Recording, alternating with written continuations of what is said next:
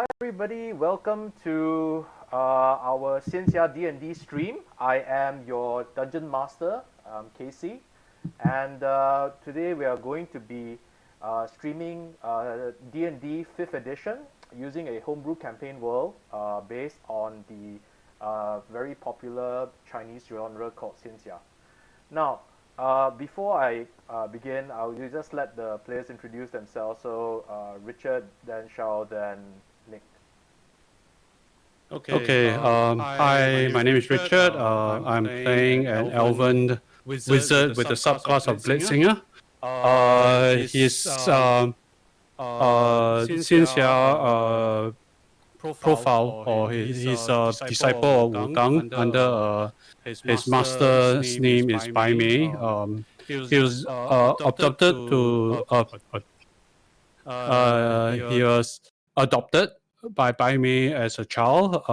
He was orphaned and abandoned in the streets, and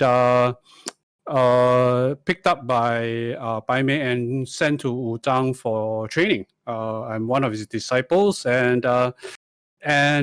because of that, he has a certain affinity with the wood Genasi. Okay, hi, hello everyone, Shao Han. Hope everyone's having a good morning, evening. I'm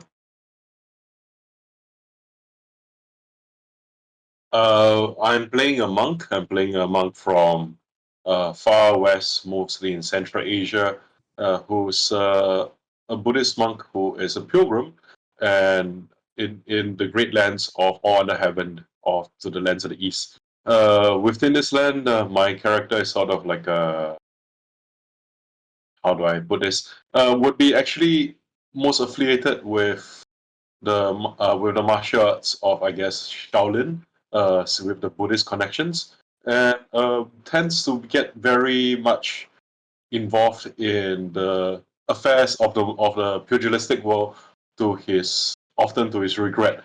Is serving as a sort of a moral center for the narrative, I think, but also ends up kind of like having a bit of a mini game where the rest of the party figures out who I'm going to try to not kill this week. I think we've maintained a steady flow of at least one person per week doesn't die because I intervene. So yeah, and my characters doing that because well, as a Buddhist monk, generally they try to not kill people and try to let people repent from the error of their ways. Yeah, whether that works or not is we'll see as the story goes on. Over to you, Nick. Hey everyone, my name is Nick, and I play a character by the name of Amu. Obviously, not his real name. Amu is a paladin. He was trained as a swordsman by a mysterious hermit that used to live outside of town.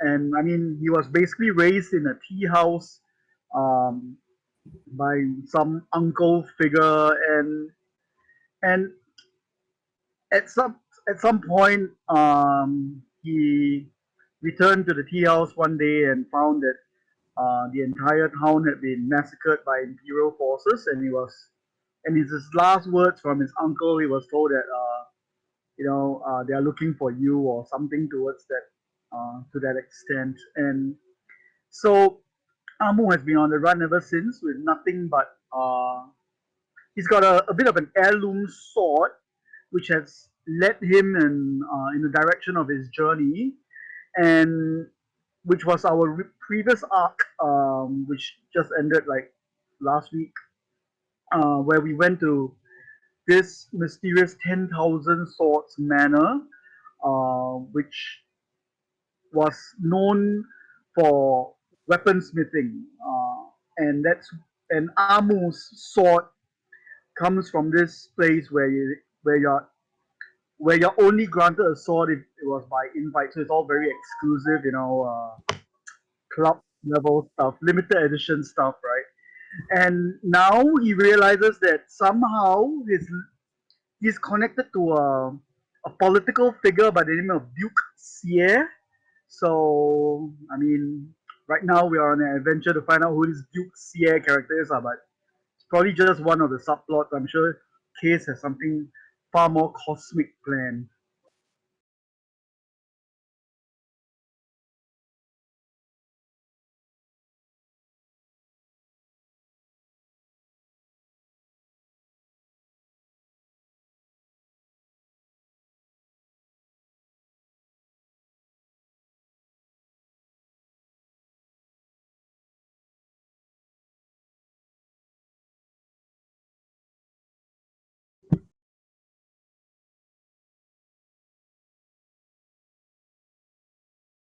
Uh,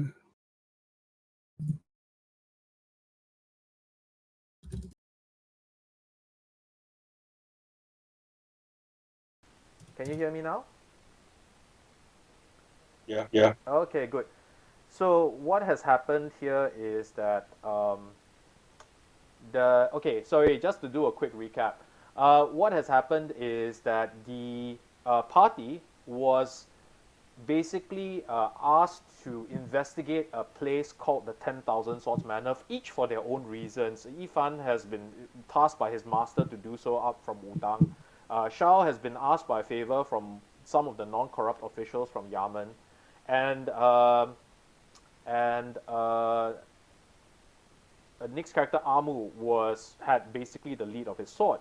So when they went to 10,000 Swords Manor, they discovered, or rather just before they went to 10,000 Swords Manor, they discovered that the only way to enter was to find somebody of the bloodline of the 10,000 Swords Manor, or to find a token.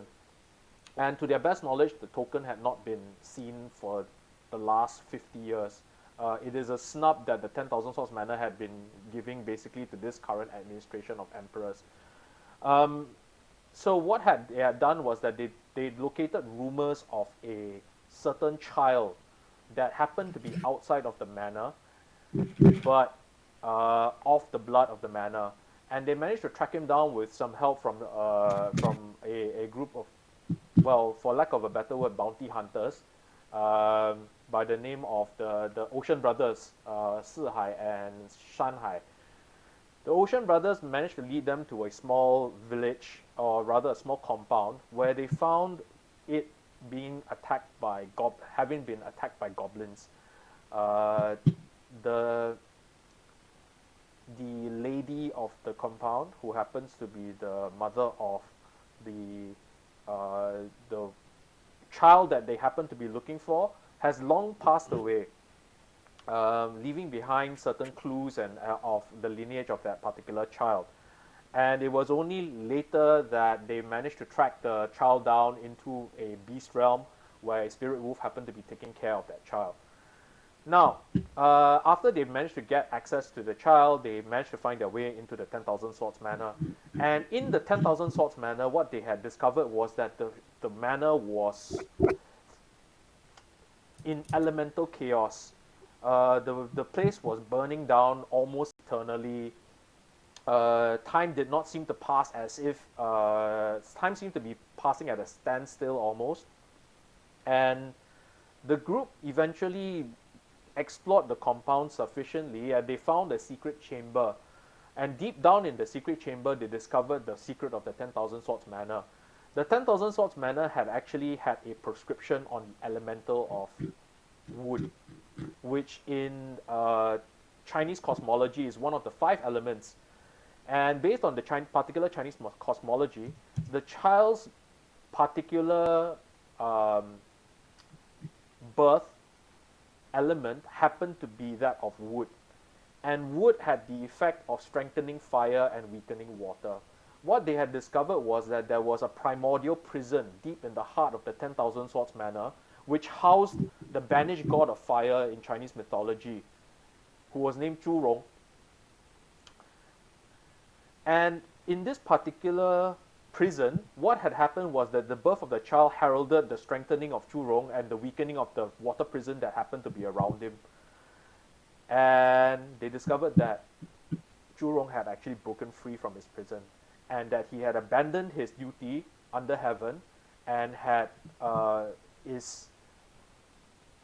seems to be leading some kind of a rebellion against it.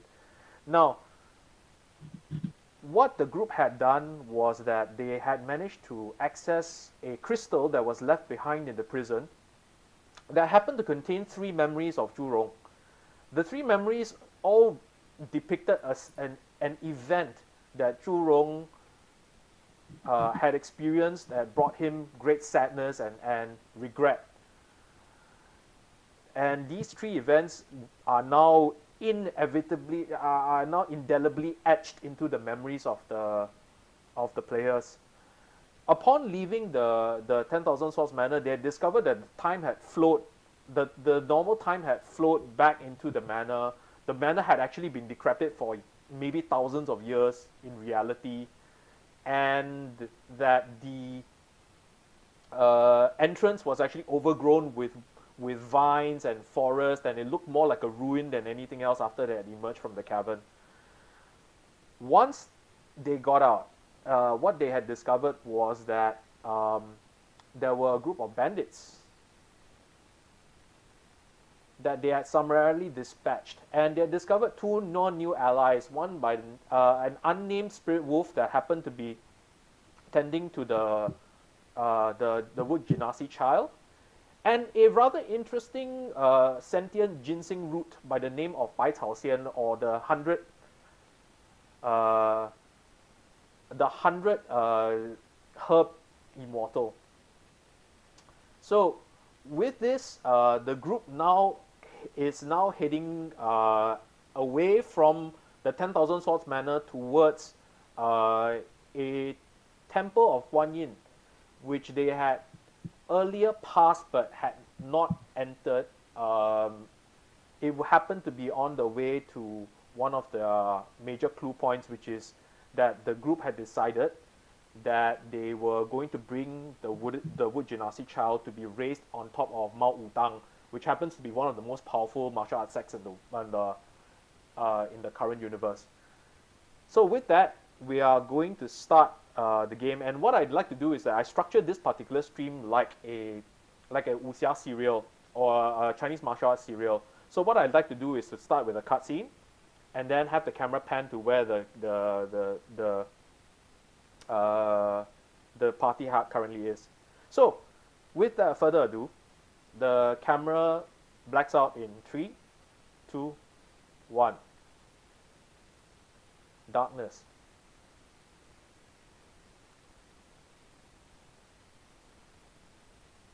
A red glowing eye opens. Chittering begins in the background. Sounds of inhumanly high-pitched chittering.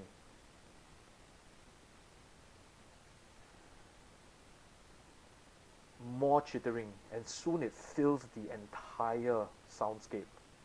More red eyes open. And you hear, "The Guardian is free.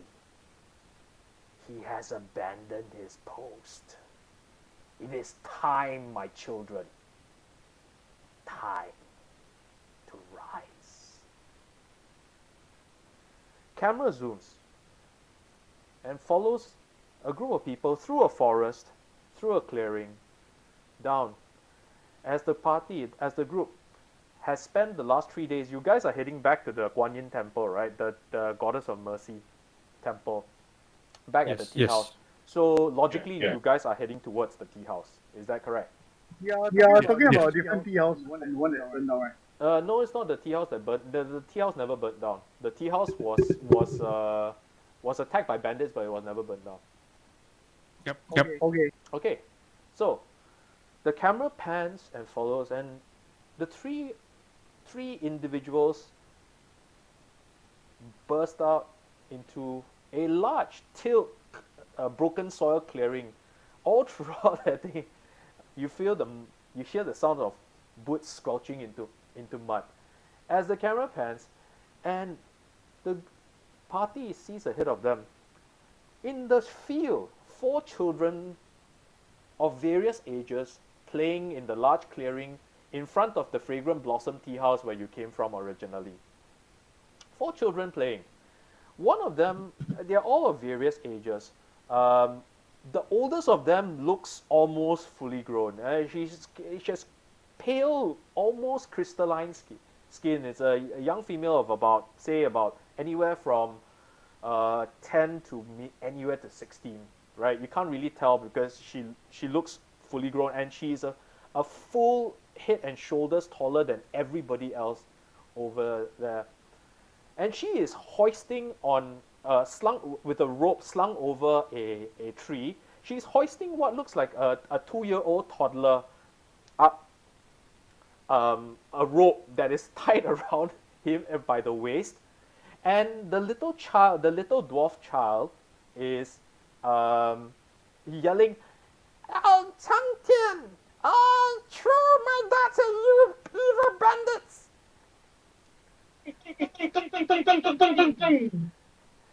And the two other children are and you see the little dwarf child throwing what look like little small pebbles, right?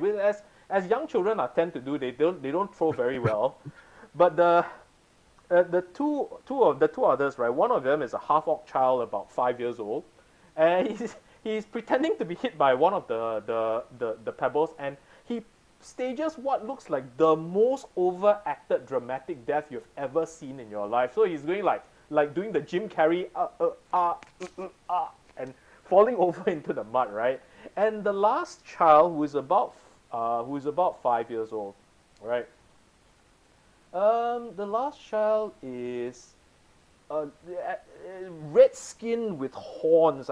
You recognize it immediately as a tiefling, a child of the demon realms, right? And she is going, "No, please spare us, big hero Cang Tian, please spare us." You recognize the scene, right? It seems like a very childlike reenactment of what had happened in session 1.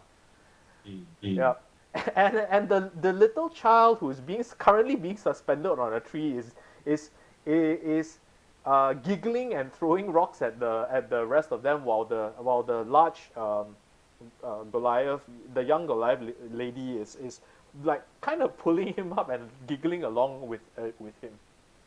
Just like kind of represent the levitation effect. You think that's what is happening, right? So he's kind of like dangling in the middle, and this is basically a child reenactment of what happened in the very, very first session, where Cang Tian activated a levitation spell and basically launched his darts at a group of bandits. That's going on right now. You walk into the clearing, right? And as you approach, right, the one of the children, right, the tiefling, turns to look at you because she happens to be running in your direction as you're heading, right? And in front of you looms the very familiar Fragrant Blossom Tea House, where you spent your first 2 nights as adventurers. Okay, and the tiefling smaller or larger than my previous tea house? Yeah, so this is not your tea house. This is another tea house. This is not the tea house that you were brought up in. Is this a bigger tea house or a small tea house? It's a fairly big tea house. So it's a 2-story building. Let me just go. Let me just show you to the Fragrant Blossom. It's comparing tea houses. Yeah, Right? Yes, I'm comparing tea Since we're houses. comparing tea houses, right? It's fairly large, right? It has. So this is like the top-down view of it. It is 2 stories large.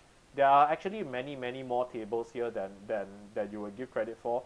There's an open field. There's an open area where people can hitch their horses, unhitch their carts, and what have you, right? And in front of it, there's a massive, just like broken earth, dark soil clearing in front of it, which gets churned up by the large amount of traffic. Now, you know from your previous time down here that this particular place actually captures quite a large amount of traffic based on what would be a monthly pilgrimage to a temple of the Goddess of Mercy, right? So, but you also know that the last visit where you had, right, the day of the first lunar day of the month where the prayers are usually held, that particular day is over already, and it's been over for at least, by your counting, at least a week. because it took you 3 days there and 3 days to get to the 10,000 Swords Manor, 3 days back, if not more. Yep. Right. So the children are children playing down there, and the tiefling just runs towards you, and then suddenly she just stops in her tracks, right? Sees the lot of you coming, right, and just goes into this like googly stare of like, oh. Second.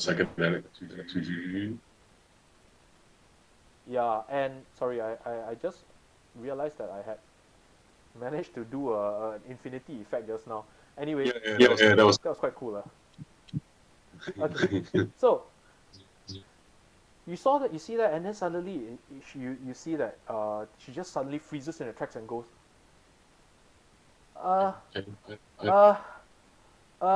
and the orc child goes, Shilian, what are you and she turns in your direction and goes, it's Cang Tian! He's back! And suddenly the Goliath young lady suddenly turns around and with a start just lets go of the rope, right? And the rope just uncoils and starts winding down, and you hear a shriek of not fright but like more like joy as the little dwarf boy comes plummeting down maybe about 5-10 feet and lands Okay, is it fast enough to try to get the boy before the fall? You can try to make me a dexterity roll. Okay, sure. Within the group chat, right? The dice rolls. Yep.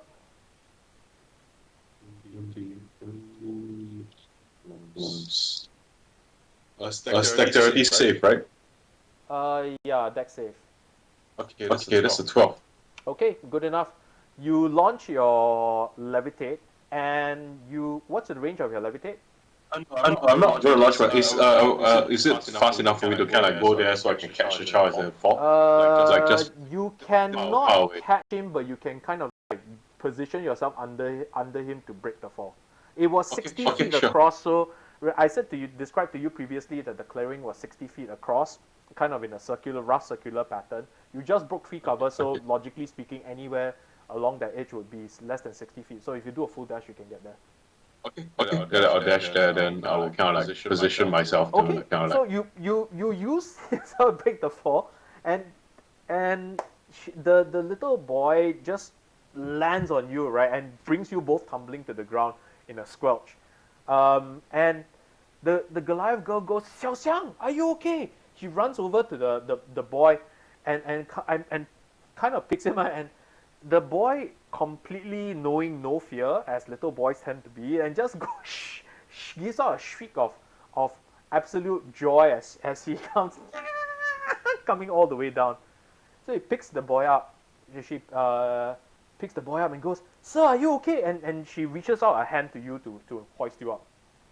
I kind of like dust off some leaves and branches from my ropes, and then I kind because the outer layer of my rope I'll be giving it to the Ocean Brothers, right? So it's kind of the thicker rope that protects me is gone, so I kind of like throw off the white color, and then I kind of get on accept the hand and kind of like, oh yeah, be careful, alright? It's like, it's very important to keep your focus when you are using your abilities. The slightest lapse in focus and you could all fall down. So you have to be very careful, everyone. Then I kind of like try not to laugh, and then I just kind of look as serious as I can. Okay.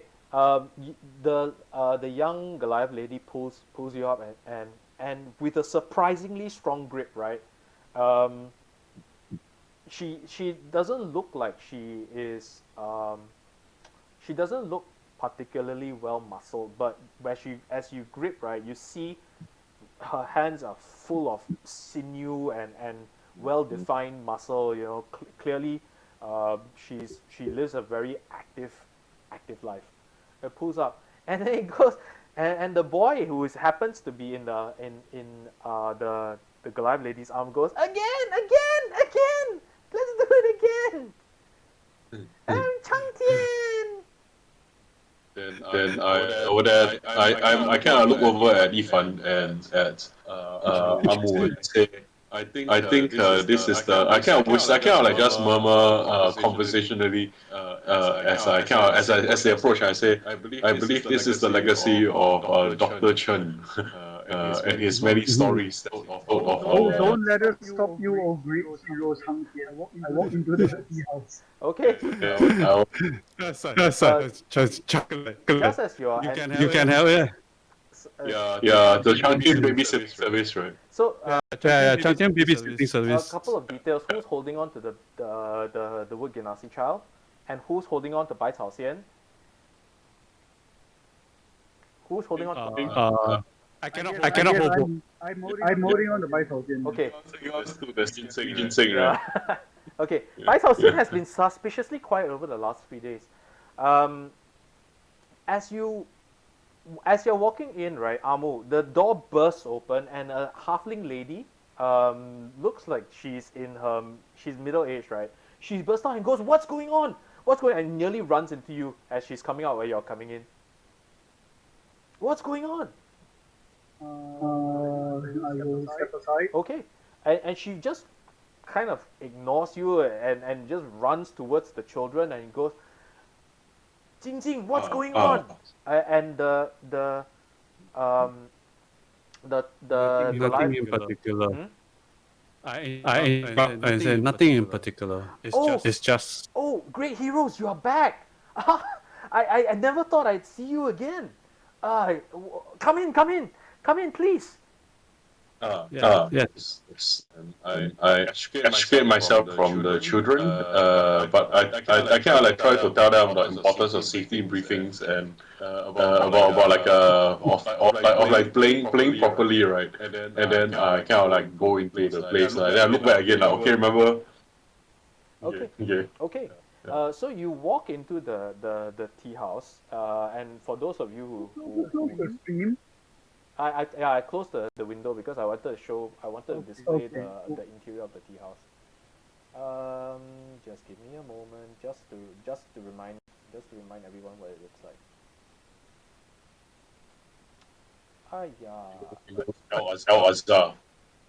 Oh, okay. No, I no longer have the picture of the tea house, but I will show people what the outside looks like. And just give me a moment. So, as you walk into the tea house, you see the owner of the tea house run towards you and goes, "Oh, great heroes, you are back! Oh, it's so good to see you." When you say great heroes, it's pretty much Xianxia, right? Yeah. I wanted to use my usual endearing way of talking about it, which was Big Prawn, but I figured that not everyone on the stream would get that particular joke. So great heroes it is. Better than Big Prawn. Yeah, lor. Okay. So you walk towards the tea house owner, and he runs towards you and goes, "Oh, it's good to see you. Oh, so many things have happened. I don't know where to be. I don't know where to start. Great heroes, please take a seat. I'll get you some food. You must be hungry." You have arrived at a time. You have maybe about an hour or two left of sunlight here. So if you're going to make your way towards the Guanyin Temple, this kind of makes a logical place to spend the night. Okay. Yep. Well, we can start from the beginning. Great Inky, what happened after we left? Oh, he bustles off and he looks at his wife, the halfling lady, right? And halfling lady just looks at him, rolls her eyes, frustratedly walks over to the kitchen, and the innkeeper or the tea house owner, I guess, goes, come, let me sit down, let me get you something. he goes over to the back of the counter of his tea house, and he pulls out a large ceramic urn. Right, and he brings out, carries with him four of the 4 bowls with him as he walks towards you, and plonks the 4 bowls onto the table. Meanwhile, as he's doing this, you see the group of young children, right, just kind of sheepishly walking in, trying very, very hard to be invisible, and just kind of walking very, very slowly and failing miserably to the other end of the tea house, where they are trying to slip out through the back door. Okay, the innkeeper puts out the 4 ceramic bowls in front of you, right? And he pours what looks like you smell very rich alcohol hitting your nose, and you pour. And he pours, and there's a smooth green liquid in there, and this is you guys recognize it instantly, right? This is bamboo green. It's a wine. It's a rice wine, fermented wine that's very famous in the Xianxia province of China, and it's green in color because one of the ingredients in it happens to be bamboo leaves. And he's clearly offering a drink to everybody here, lah. So he plonks himself on the table and kind of like pulls himself up, because these tables are man size and he's halfling sized, right? But he kind of manages to do it anyway. Puts himself on the table and he says, "Come, drink up." I will raise my hand and drink the first cup. Okay. It's very, very good. It's very, very good wine. He's clearly been. What he's done is basically giving you the equivalent of, this bourbon that I've been saving for 30 years. Come and drink with me, kind of thing. Okay. I shall have to decline, but I decline it gracefully as a man of the cloth. Unfortunately, because of it, it's quite funny because I'm a drunken master who's declining a drink, right? But like the paradox. I accept it gracefully, and then I kind of keep it by my side to kind of like and then I kind of like take some other drink as well, so that I don't kind of like turn him down. Okay, sure. And after you all have a drink, right, he drinks deeply on his bowl, right, and his face starts getting some color, and his nose starts turning just a slightly ruddy red, right, and he says, "Oh, do you remember your friend, the one that you rescued at the bandit, something ocean?" Yes. 4 Oceans, yes. Right. He came over. He reached here maybe about a week ago, right? And he was carrying a friend, dead body on a stretcher. I mean, by that time it was starting to smell and all that, but he was kind enough to leave it outside, and he when he came in, right, he said that the 4 of you had made it into the 10,000 Swords Manor. Is that true? Damu isn't comfortable about talking about the situation, so he's going to leave it to his companion. Sure. Okay. I think Cang Tian will look and perceive Amu's discomfort being trained in insight and investigation, and looks over at Yifan as well. What does Yifan's demeanor and body language indicate? He's very neutral. Doesn't want to talk about it. And just go. Well, we managed to make it inside, but there was nothing there to be seen. He has been desolated for years. I think it would be reasonable that we would have discussed among ourselves on the journey towards the tea house, towards civilization, so to speak. And to quote Ghostbusters, we don't want to be scaring the straights.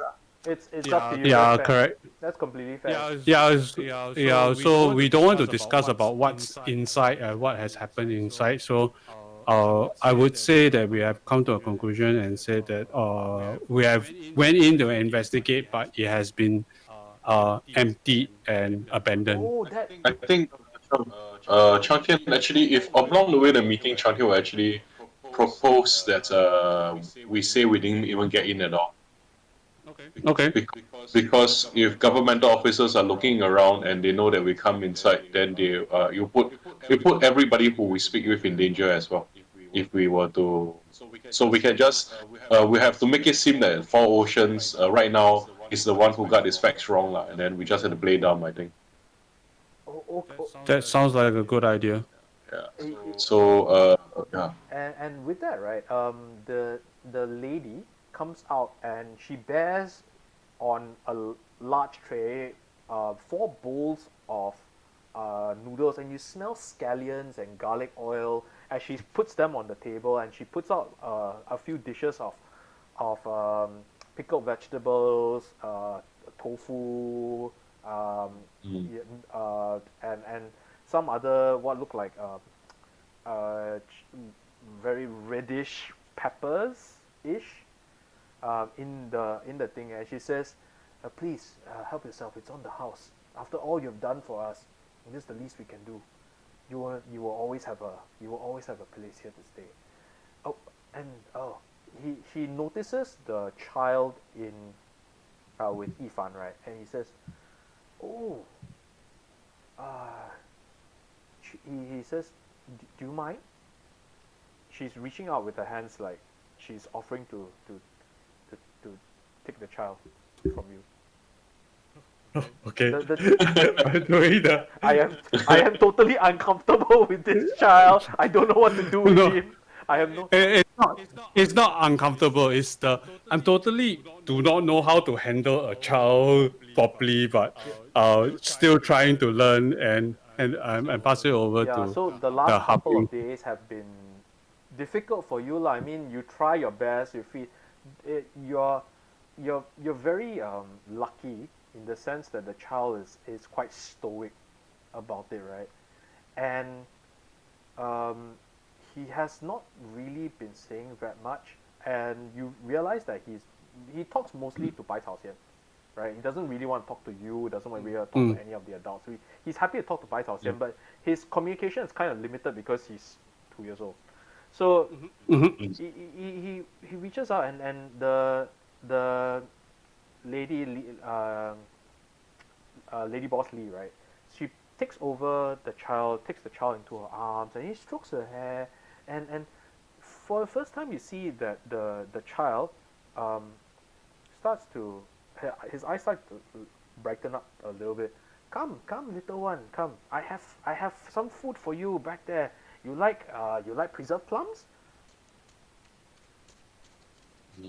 You like honey dolls? All right, come. I have some over there, but you have to eat other things before you eat the honey dolls, okay? Please eat your meal, huh? Okay. And she says, as she goes and says, let him play with our children for a while. I think it'll do him good. I agree. Yeah, he says, Jing Jing! He yells in the back door, Jing Jing! And from the back door you see, poking the head out, you see the young Goliath lady. He says, Jing Jing! And you see the lady bring the Genasi child out the back door. Okay? And the three of you, and he says, oh, the strangest thing happened. So that very night, as he was staying here before heading to the city of Xiangyang, the strangest thing happened. These three like really well dressed government official types, right? Wearing embroidered robes. I don't know what, but they. 基尼位来了。锦衣卫. By the way, Yeah, so one of you by want the to way, explain Case. what a Jingyi is? By the way, Case, I meant telepathically ask Coffee to keep an eye out on the children. Okay, sure. So, like for the context for everybody who's tuning in, the Ziniwei, which is basically JINYIWEI, is basically Imperial Assassins slash Secret Police that is a cadre of people usually handpicked by first started by the Ming Emperor, by the first Ming Emperor, who essentially used them to punish and control rebellious nobles and to break power blocks in court. So a lot of them tend to be drawn from not very wealthy backgrounds, hence making them even more loyal to the emperor and the job. They tend to be quite good in martial arts, have special uniforms that's given to them by the emperor, use special fancy swords that represents that they have the power of life and death over nearly anyone who's not of imperial blood. And there's a whole genre of movies and novels and TV shows about this of very different qualities. Some are pretty good, a lot are pretty bad, but it's a pretty nice thing to watch in the last 5-6 years, I guess. Yeah, I highly recommend 14 Blades.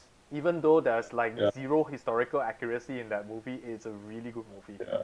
Okay, I just, so when he says that Cang Tian's eyes, basically his eyebrows, yeah, basically you up. instantly recognize them as the Emperor's secret police, the brocade guards. Yeah, the brocade guard, yeah. Then I look over at Amu because I That would remember be Amu. something that's alien to me, right? Because I wouldn't actually, because Amu has never actually been to the capital, he would not be familiar with this. Okay, so this is interesting, right? You have knowledge history, you have the right background for it, but you don't know about the brocade guard. Okay, that's fair. Okay. And so I asked,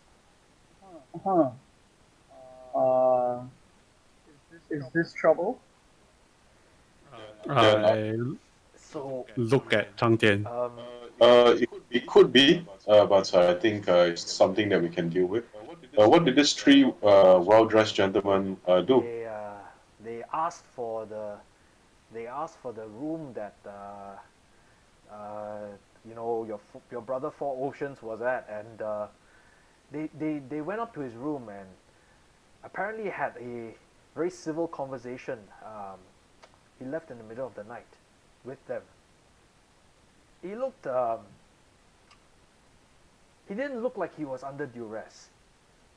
Let's just put it that way. Okay, could you describe the three well-dressed? Actually, no, it's best for you not to describe. Yeah, I mean, I have no idea.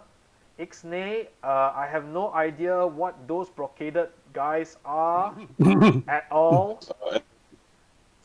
And I look at her and I say, if they were to come and to ask any questions about people I who don't know anything. I have not seen anything. I am not interested in governmental trouble. If it's going to be a problem, I think we should leave this place now. Well, they're not here. It's too late to.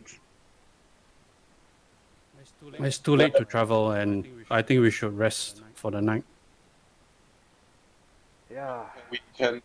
I look at the lady and said, sorry, I don't think you should do that, Mistress Lee. Oh, she's gone out already. She's out the door already. She's out the back. I will. When Amu says he's not interested in governmental trouble, Amu Cang Tian nods and then walks to the kitchen Okay. to basically and say, Mrs. Lee, can I please ask you for something? Yes, whatever you want. And she's chopping vegetables in the bag, and she's stuffing things into jars and things. Life is already very hard for you, and if anybody who looks dangerous or powerful asks you questions about myself, please feel free to tell them what you need to tell them to keep your people and your establishment alive. She says, we are all hands at this. We've been here for almost all our lives. This is not the first time nor the last time one of our guests has had problems. Don't worry. For tonight, you're safe. And I nod, and then I come back, and then I say to Before you finish your conversation, right? While I'm going to Cang Tian is there, Okay, Yifan first.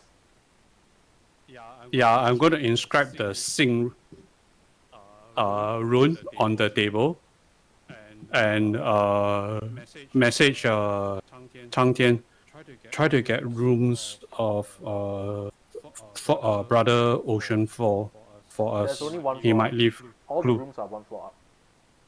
No, I just want to go to his room. I'm going to as Cang Tian is with the halfling. I'll look at Yifan and I say, look, I'm really particular about not involving myself with the affairs of the government or the Yamen. So if they are going to be looking for us or anything like this, I'd rather be sleeping on the street than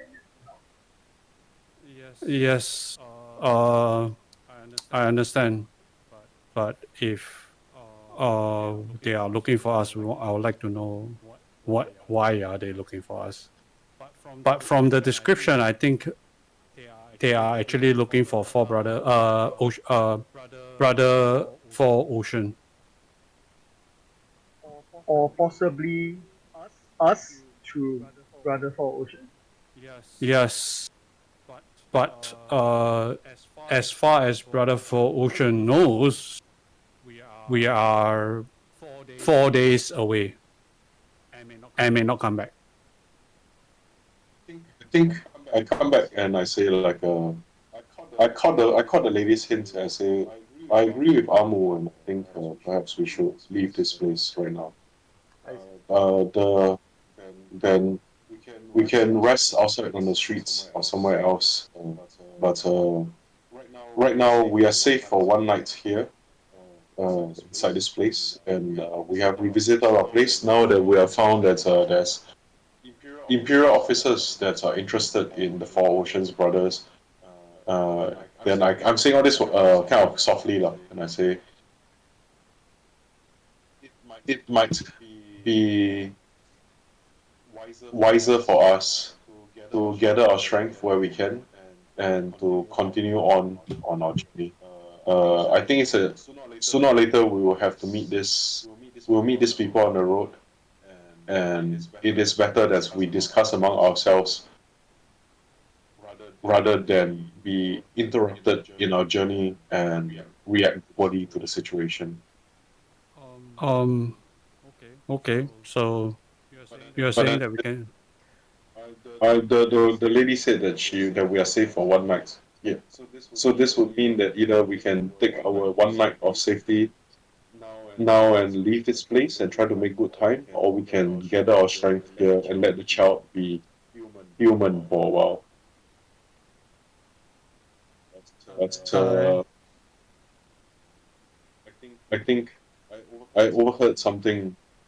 Sorry to interrupt you, but I think we are embroiled in Imperial business. I kind of like whisper quietly and say, I think this whole matter, whether we like it or not, there's some kind of Imperial matter around us. Tea house owner Lee is making a pointed a point to not listen in to your conversation.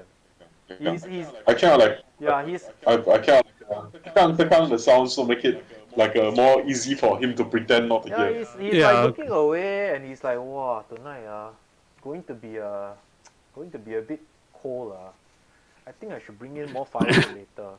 And then I think the tea leaves might be ready to harvest. He's monologuing to himself like that. Does anyone here speak what languages do we all speak? Can we have explore that in our journey down? Like our Celestial. Celestial? Nick, do you speak Celestial as well? Does Amu speak Celestial? Yes, I do speak Celestial. Okay, let's have our Celestial conversations. Let's all speak in Tianzu and let's all speak in Sanskrit. Sanskrit. All speak in Sanskrit. Okay, well done. Yeah, all in Tianzu. Yeah. Alright, so Heavenly soldiers do not speak in human tongue. literally. So this protects everyone as well. Okay, can. So we still speak it in a low whisper, but low whisper. but it's obviously trying to like prevent common eavesdroppings. Can. If like and then I say like just now Amu, when you said that you don't want anything to do with imperial stuff or royal stuff, do you say that was I within earshot? I don't think so. You were kind of away talking to We Madam. never- you were Yeah. away. we never discussed this before, right? Like this was not something that Nope. Yeah, No, we right. haven't. okay, so I wouldn't know anything about Yes. that. Yeah. You wish No, to just- avoid any imperial entanglements. Imperial entanglements. Say like that. I still think that we should stay here for a night if the innkeeper Lee has said that he will guarantee our safety for the night. Well, maybe. Do you know the significance of the brocade clad guard? I have no idea what they are capable of or what their powers entail. Where are we actually? Well, right now in Sanxi. Sanxi is east or west? Sanxi is it under Eastern Depot or Western Depot? Or is it under the 6 miscellaneous administrations there? Like the It should be somewhere in the northern part of northern part of China, right? It's China. like, Yeah, is it's it about closer. It's at we are close to Hubei. Hubei, right? Yeah, Yeah. so it's okay. So I say like I- actually Yeah, I'll say to the two of you, look, the last time I knew there were imperial entanglements of any sort resulted in my uncle's tea house being destroyed. I would really rather be avoiding this right now. in that case, I am very sorry, Amu, that but since this conversation has not come about earlier, then like Cang Tian kind of like opens his kind of like his robe, the neck there, and there's basically tattoos there that indicate that he was at one point of time a slave, like kind of like a slave brandings lah. And then Cang Tian takes out a small seal, a trinket, and puts it onto the table and says, Does it bounce around on slippers? "No, it's No, not. no. It's not a seal. It's not a seal of approval. Okay, it's like okay, and it's a seal that shows that it's basically it's a token that shows that kind of like law enforcement, a Yamen sign. It says that if you would like to have no entanglements with the Yamen, then I apologize for association with me will have placed you in entanglement with the law enforcement agencies, Amu. I do not think it'll be honest for me to continue this association if you have any issues with the authorities. I do not wish to place a rift in our relationship. In that case, I ask you, Cang Tian, what is your loyalty to the mortal government or to the slightly more all-encompassing thing that we are currently entangled in? And Cang Tian looks for a while and says, I do not know, honestly, what this whole situation is about. But I'm here to, as a favor, then I point at the branding and I say, I was released from my servitude in your lands through the efforts of righteous magistrates, a very rare breed in any land. But I work to help righteous magistrates protect whatever peace can exist within your land. So it doesn't matter whether gods and demons are involved because the peace still holds true over everything. Gods and demons still have to follow the laws of peace. If they step out of line, then it is something that must be put back into line.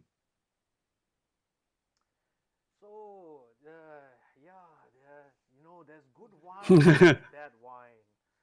There's good tea and there's bad tea. There is good soil and bad soil. There is good shit and bad shit. As he says, good shit and bad shit. Yifan says, if that's the case, then you're not just upholding the mortal laws. You should be upholding the heavenly laws. Alas, then which also will put you in a dilemma. Well, we all saw the memories, didn't we, of the crystals? Yes, I know. He has abandoned his post.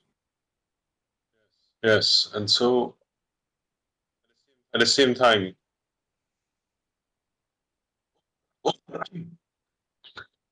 if his memories are any indication to go by, perhaps governmental lapses are common in heaven as well as in earth. Make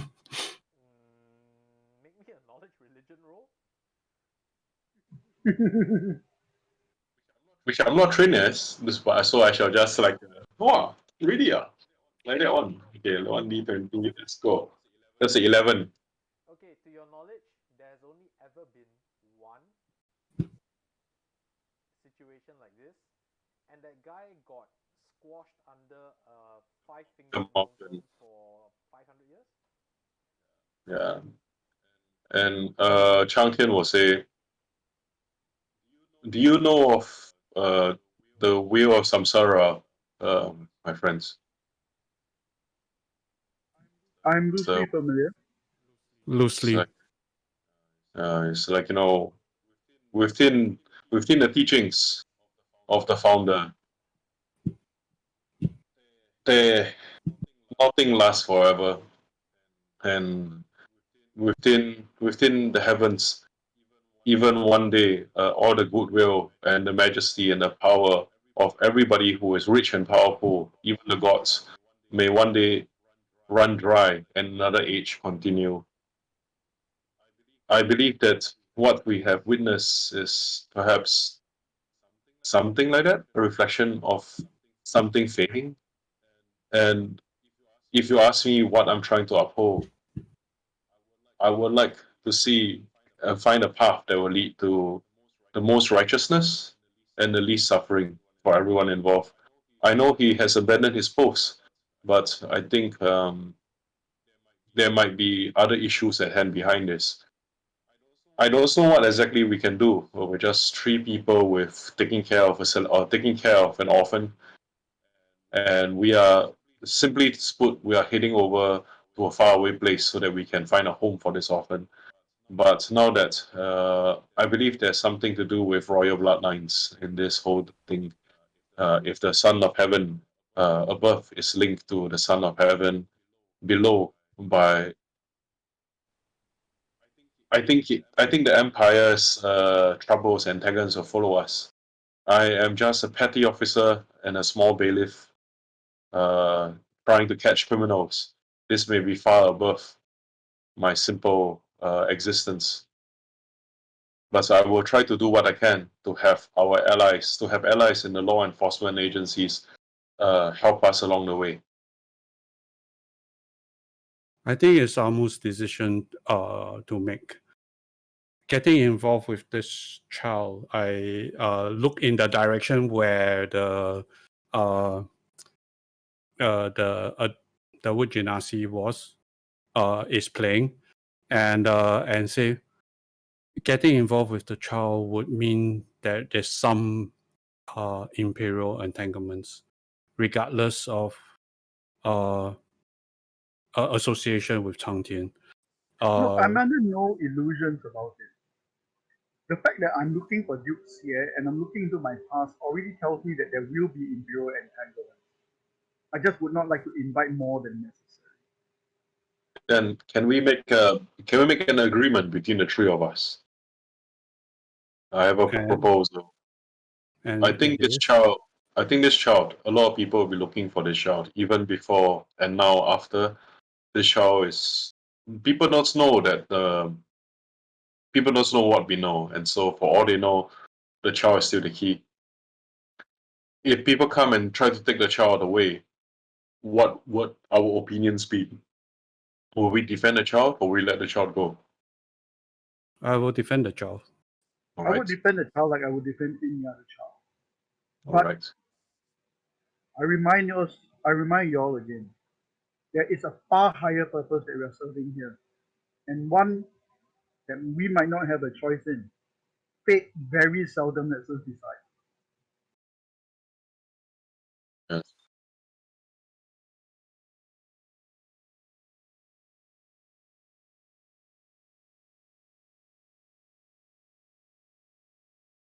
With that, the innkeeper refills your bowl and notices that Cang Tian has not touched his bowl, and Touch the wine. basically takes the bowl, right, the untouched bowl, pours it back into the jar, and offers you tea with it. So Yeah, thank you. and Is it tea? Is it kombucha? Because it's like very strong ancient China as well, right? Kombucha. Is it the 30 years tea that you give me? The good stuff tea. he gives you the stuff that is green and not fermented lah, but it's the Oh, good okay. dried, it's the good dried whole leaf. The side char kind, the sencha. Okay. Yeah. Let us rest for tonight, and I think we have to decide then, because I think Yifan wishes to protect the child because that is his charge and duty. Watamu, you have to pursue a greater conspiracy. For me, perhaps our paths can be aligned. Let us continue to make our way to the west. We're heading to Xianxia, is the west or east? It's westwards. To the west, right? Westwards. Let's continue to head west to get the assistance of a more powerful sect, and maybe we can get more answers and security. Along the way, maybe we can work with each other and help protect each other, and along the way, maybe we can also make leads towards the Duke for you on your behalf. Look, I'm a lowly commoner, probably unlike the rest of you. But I will say this. If we are going to be dealing with God, then does it really matter what sect anyone is from? Should not all the heads of the sects be at least on some level informed about this?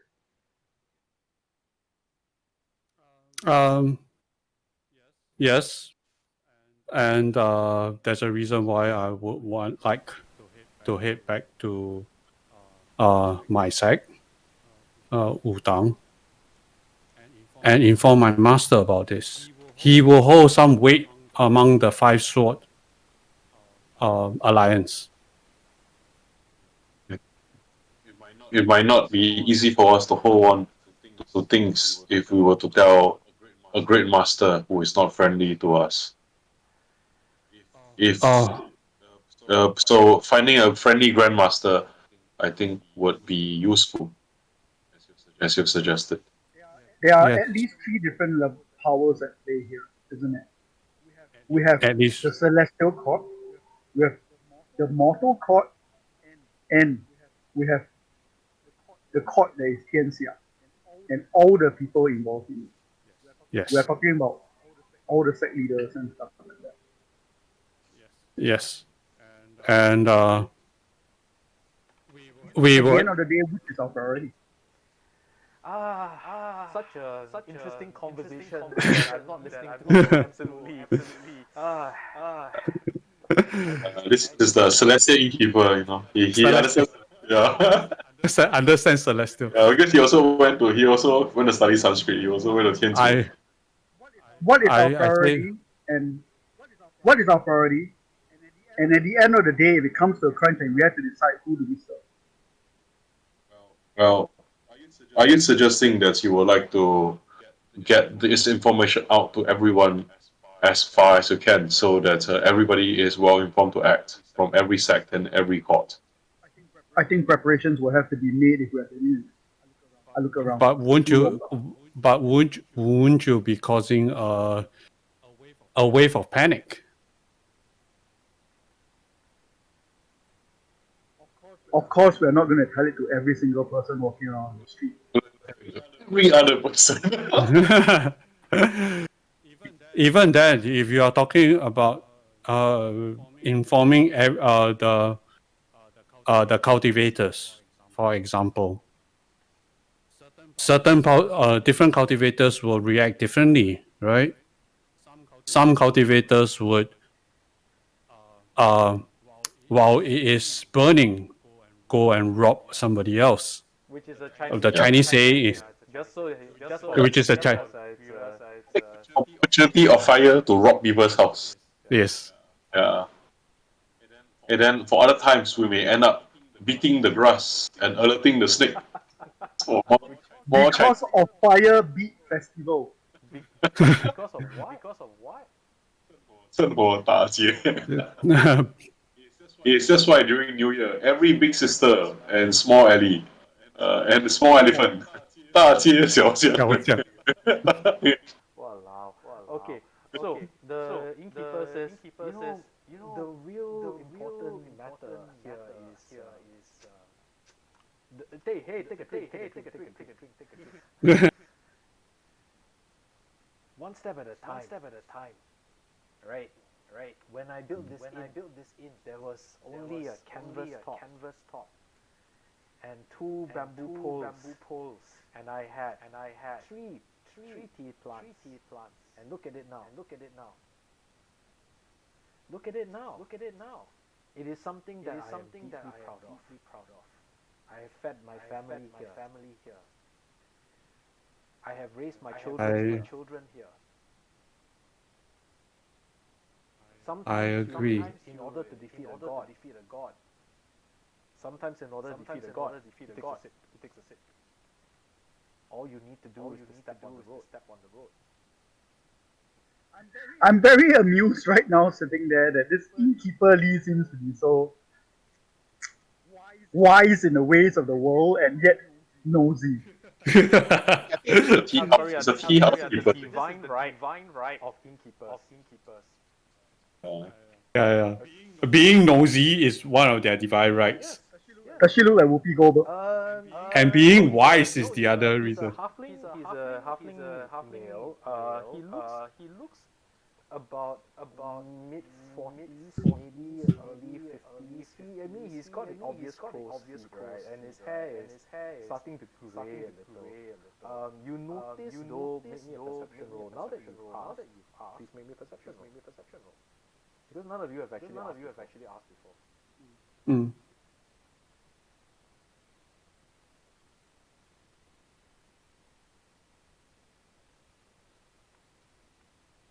I Jon Snow the fuck out of it, sorry. He is what he is. For all you know, he may be Whoopi Goldberg.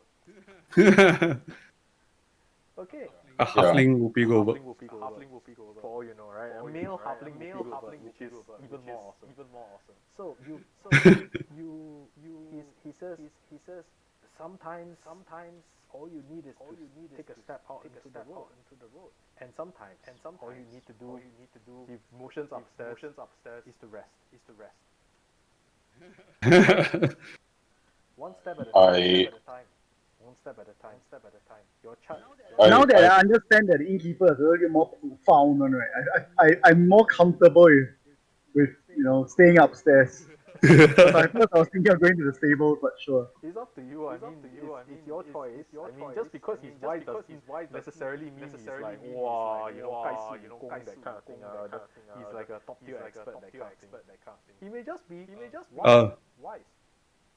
So these Durnan innkeeper types. Yeah, you never know. He could be, but he may not. So far as you discovered he has shown no signs of being either a martial artist or a cultivator or any sort of kind of self-defense beyond very basic needs. You weren't there, but Cang Tian and Yifan were, and you noticed that the two of them in particular, the two of them, you know that even ordinary bandits actually pose a problem to this guy. Yep. Yeah. Okay. Yeah. I am going to ask the innkeeper, innkeeper Lee. Will you mind giving me the room? That, Oh no, don't ask. If you ask, I may have to disagree. Let Okay, let the fates decide. sure. But I'm sure the fates favor No, the don't bow. ask. If you ask, I may have to refuse you. I guess we'll leave it to fate then. Please leave it to fate. I will make sure that you get the right room. Thank you. You're welcome. He putters off, takes away his ceramic urn, right, and leaves you with the rest of the bamboo green in the wine. As you walk off, as you head off, you put and he leaves you to your evening meal, right? You see the wood Genasi, right? Laughing, coming into the wood Genasi to your child. He's laughing and he's going into going behind the innkeeper's counter. And he's crouching down. Doing this. And then suddenly, one of the tiefling child, the tiefling girl, the little girl, right? She runs into the room and she's looking around and she sees you, Lord, right? It's like, oh, and then she does her. Oh, there are adults down here. I am going to freeze and pretend like I'm completely insignificant and you shouldn't notice me whatsoever. And edge away, slowly out of the back door again. We'll just I pretend I saw nothing, and then I say, I think let us continue upstairs and have early. Let us do our exercises and preparations and get ready for sunrise. Madam Lee, at this point in time, right, she's coming out to clear the dishes and she says, let's let the child sleep together with the others tonight. It will be good for him. I nod, and I mentally instruct Coffee to follow them. Okay. So he takes you up to a room, to a set of rooms upstairs. Mhm.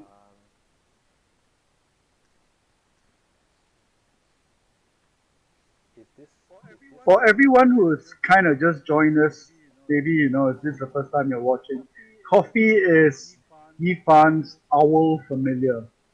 named Yes. after a very famous brand of coffee in Singapore. Yes, and therefore Coffee.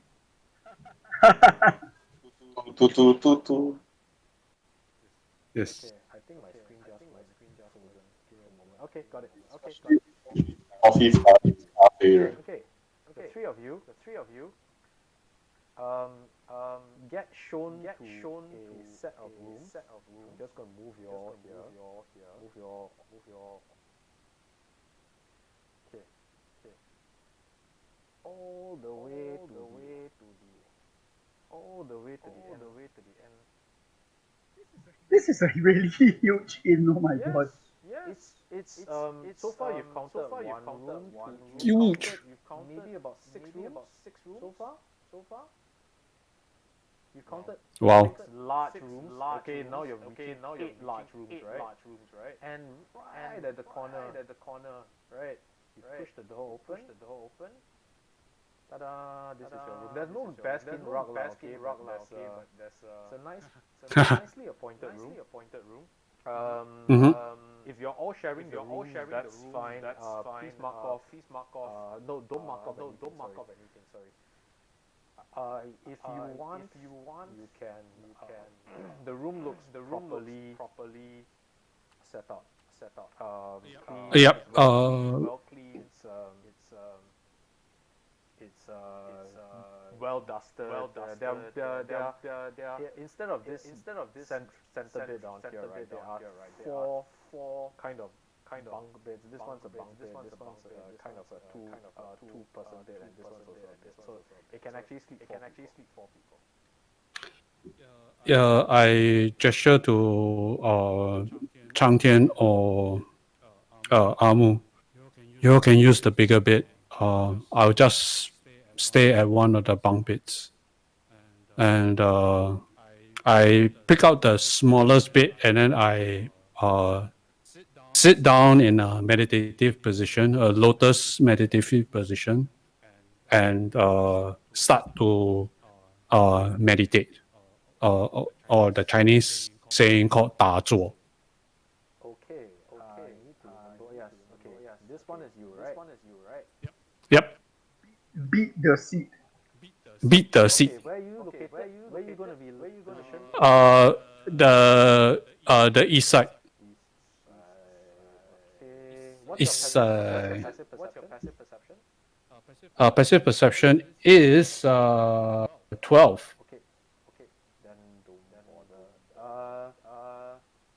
Longwu, where are you? Which bed are you taking? The opposite side, my passive perception is 11. Okay. Okay. Cang Tian, which one are you taking? I think I would head up to the big bed is there, right? It's two Yep. beds, lah. It's two Okay. beds. Okay. I'll head over to one side of the bed. I'll put my things down and I prepare to kind of like do my exercises to maintain my stamina and my conditioning before I sleep. Okay. What's your passive perception? My passive perception is I think 12. I think. Okay. Well, the three of you settle down for the night. Before everybody goes to sleep, I will start rummaging. After everybody has settled down, I start rummaging through everything in the room. Make me a investigation roll. Make me an investigation roll, please. Yes, coming up. 23.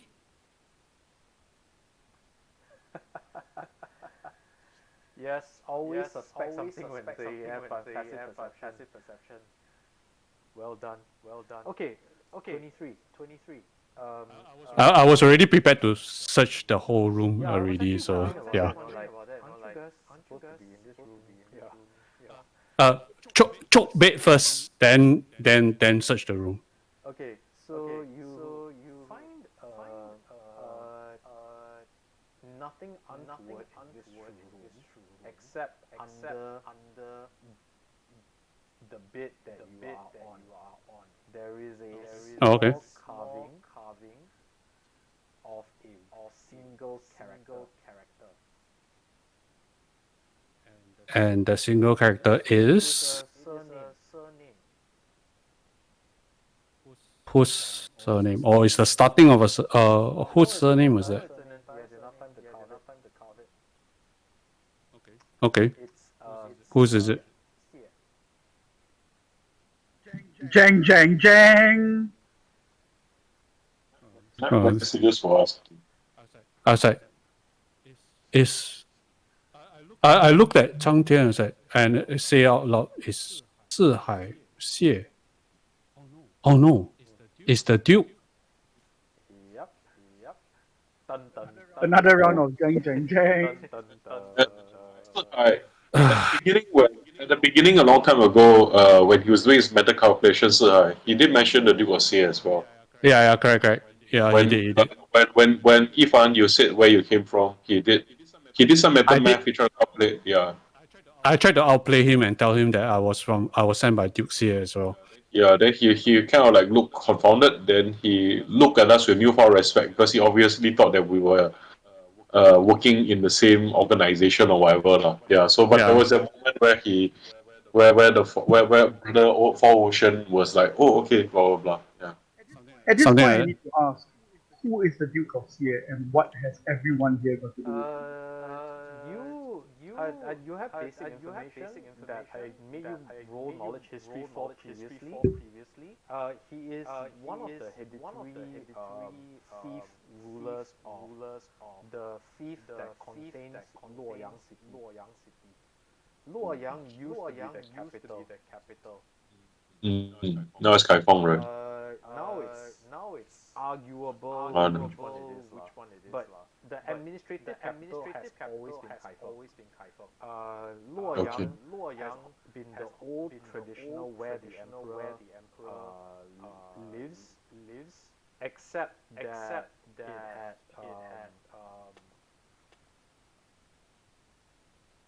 it had recently been conquered by foreign forces. Yep. That still doesn't really explain who the He's still, even though it's been conquered by foreign forces, he's still the fifth lord there. He's still the fifth one. His power is much diminished.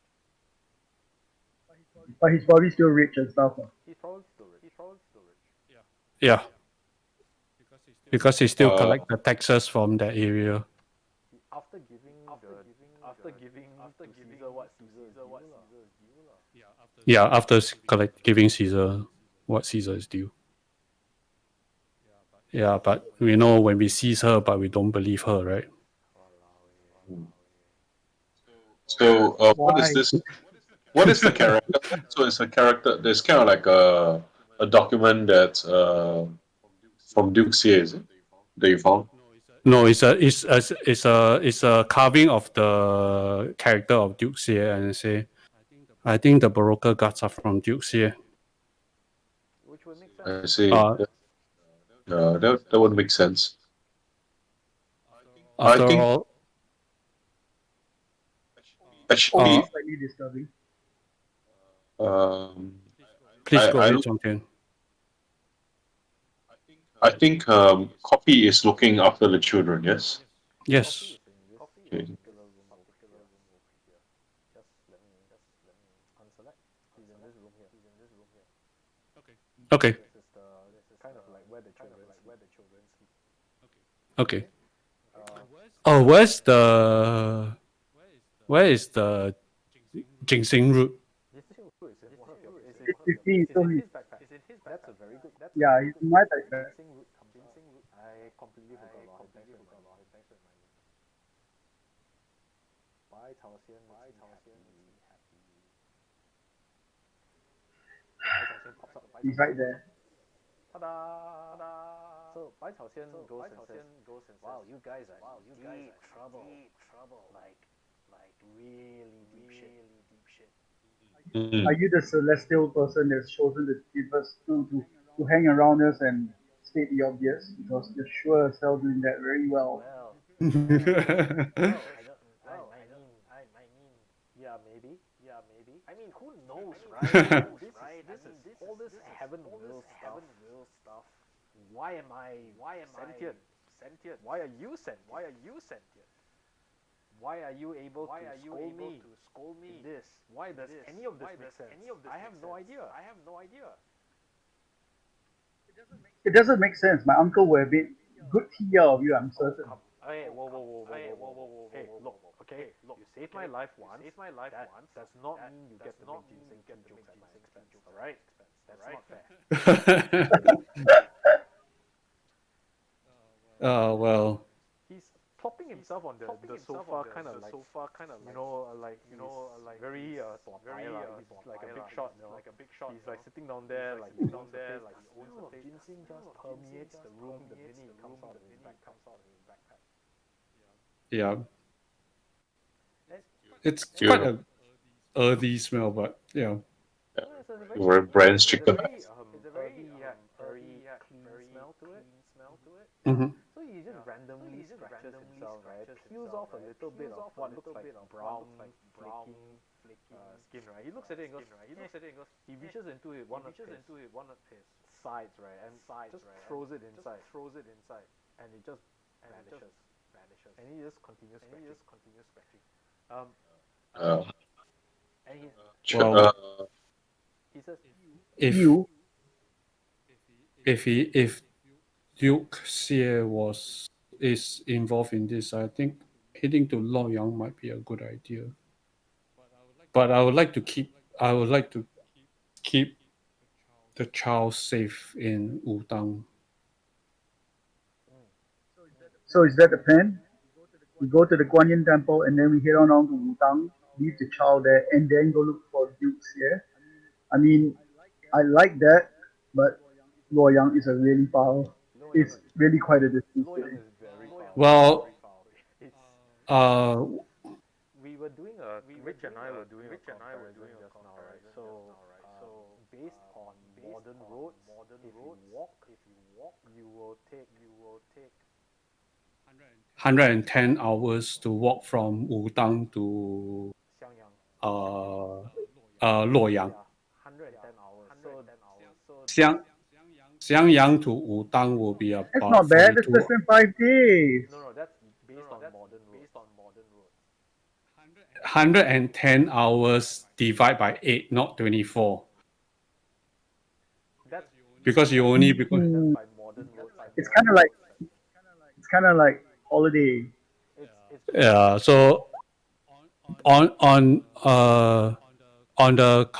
based on my estimate, it will take us 10 days for us to go to Wudang, and from Wudang to Luoyang, it will take us about a month. Thereabouts, like If you if you don't manage to take, so there are ways around it, right? Because if you are going to Luoyang, chances are you'll go by boat, and that will cut your trip down significantly. There are no boats up the mountain, however, so you have to go up the mountain, come down the mountain again, and then head down to one of the many ferries and ferryways along that crisscross the whole of The Han River. basically. Yeah. Or perhaps we should cross that bridge when we actually come to it. Are we And mixing metaphors first now? hit Because we're Wudang. talking about ferries, and then now crossing bridges on top of mountains. Great bridges. and yeah. ferries are Xian, so okay, sorry, wrong ferry. Oh god, that's terrible. And the ferry go down the mountain, so it's Xianxia. Xianxia. Yeah. So Oh my god, that is wow. by the way, just so everybody knows, right? The fourth culture, Shao was a guest on the fourth culture just a couple of days ago, right? And he inflicted the most damage in that session because there was no fighting, but he single-handedly inflicted 4 points of psychic damage to everyone just by his punch, right? Be thankful I would rule here, because if I did that, everybody would TPK. I would argue that since I was a guest, I was a sidekick, so you can say it was sidekick damage instead. Yeah. I was waiting for that as well. But I so saw that coming. Yeah, because it was not wooing Xiao, it's just a normal sidekick. You can see it coming. yeah. I like to think that I've known Shao for long enough to get an advantage like unsaving. No, you would really think that, wouldn't you? Like, you would try, right? It's like Or develop psychic resistance, right? Or even psychic immunity. I mean, to be fair, we did have a work chat where Nick, Zach, and me did have like many hours of puns. So I think Nick has developed a tolerance really. some Yeah. but there's still certain things that I'm not allowed to do that will still inflict psychic damage to me, right? Can we get on with your game? I noticed that. I feel like we were nearly somewhere, but we didn't go there. I think Case is saving it for later. So you know who Dukes here is, roughly. Mhm. The whole thing about the brocaded guard suddenly makes a lot of sense. And nothing is there. Bai Cao Xian seems to be just kind of idling away on the bed, right? You guys can stand in for the night if you wish. Are you setting up watches? Okay, Are you setting up watches? We probably should. I'll take the early watch or Okay. I can't actually. I think my character won't be able to sleep actually, so he'll ask to take the first watch. I'll just basic. does the ginseng need to sleep? Ginseng needs to sleep. I'm actually I'm not inclined to ask the Ginseng to take watch either because he's an someone can NPC. And someone can just come here and take him away and cook him. I can take. Oh, I'm keeping watch. Pei Lan Jie. Yeah, correct. So I am going to take 2 watches, and because I only need 4 hours. That's true. Yeah, that's true. Okay. Do I know where is the nearest Yamen Dalisi office? Where's the nearest either Supreme Court or Constable office? Logically speaking, Xianxia. as to whether Xiangyang is affiliated to Kaifeng or Luoyang, that is a very debatable point at this particular point in time because the government is Of the war. because of the war, it's fractured right now, right?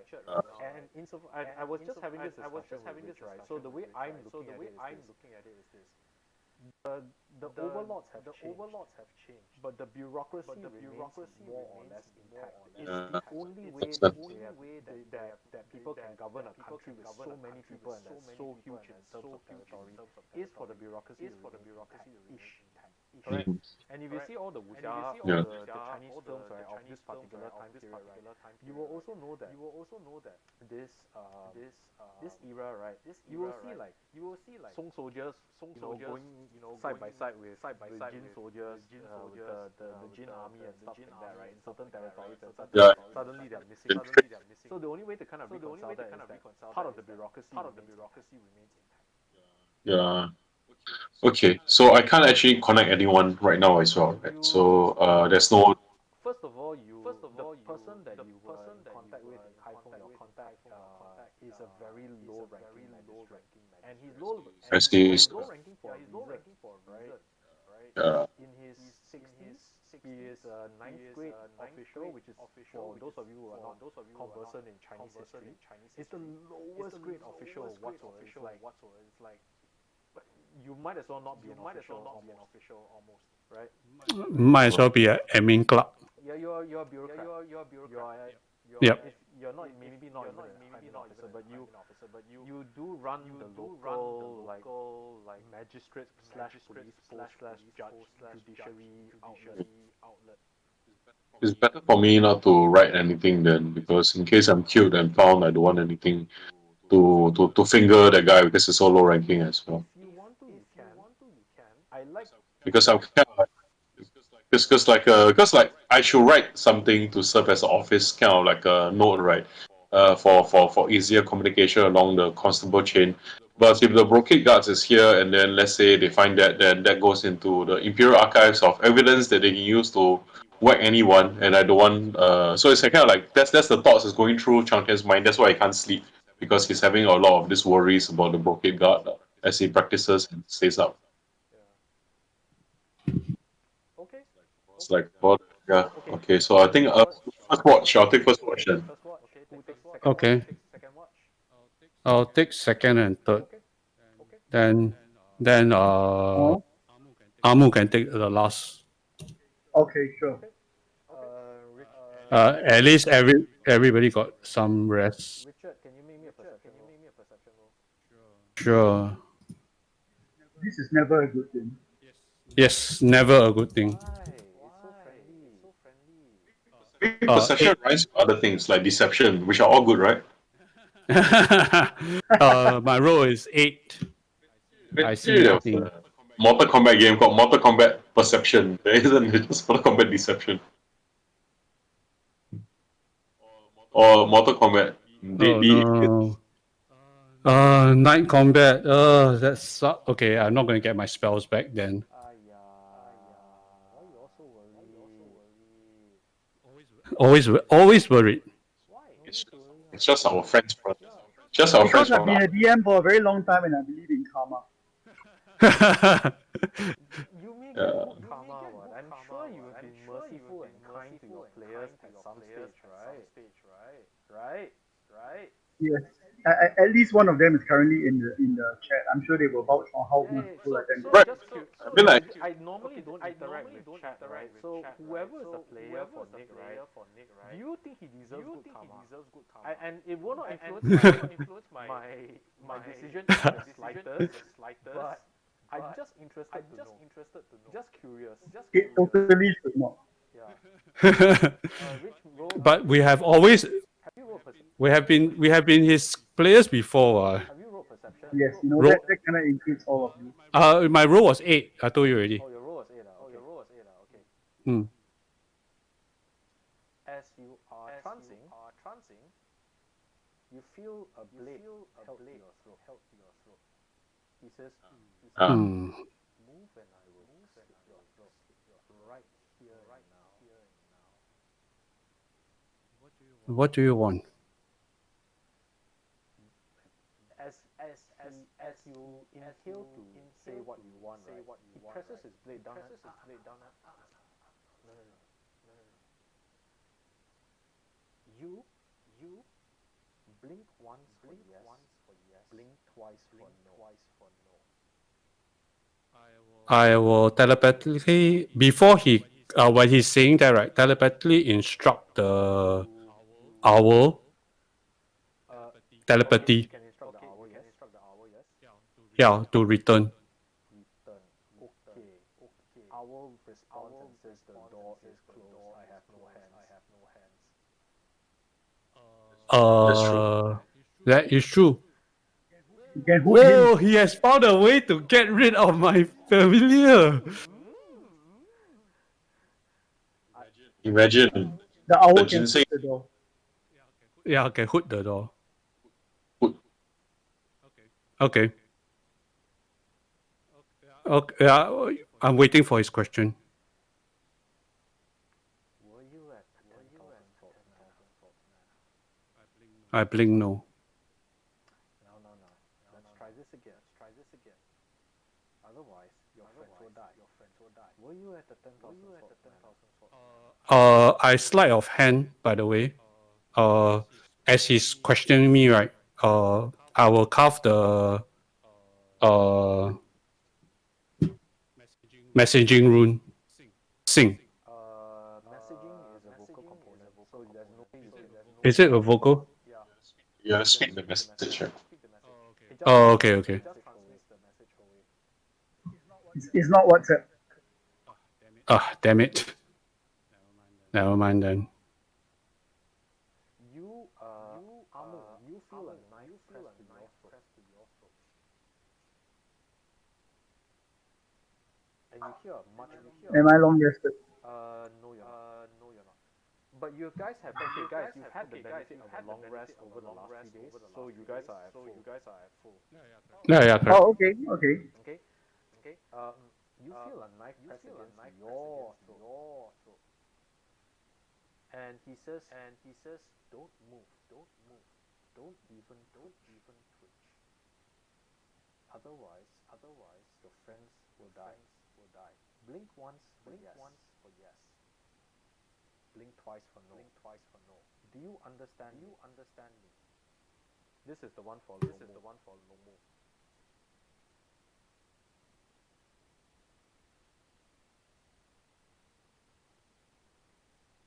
You know what I want to do, right? Sure. Yeah, I know you're gonna start combat. You know I'm gonna start combat, right? Yes, I know you're gonna start combat. I'm ready. I'm waiting for you to start combat. If any of them looks like Donnie Yen or Chang Chen, then we reconsider. But if not them like Donnie Yen or Chang Chen, we can fight. Okay. It doesn't look I like feel the Samuel blade. Hong also. It's fine. I feel the blade to my neck, right? Yep.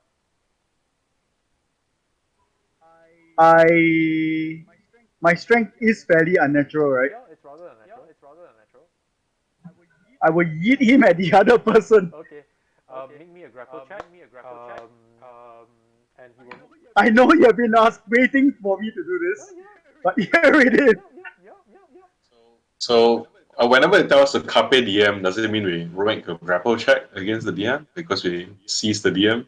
Seize the DM. No, you do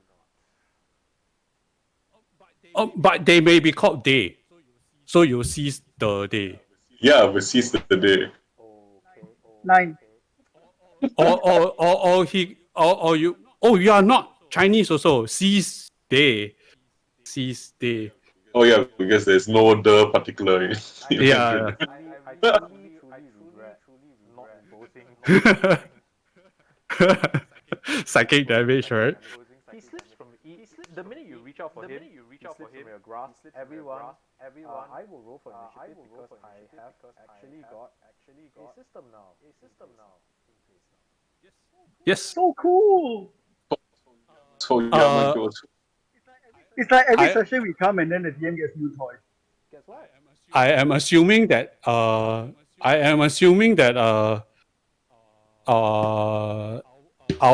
coffee will go on my initiative roll as well. Effectively out of the fight because It's just the Shadowrun moment Beyond where the door. get the drone. No. You can always get the drone to like warn the rest or something like that. you go first. There's a knife Okay. in your throat right now.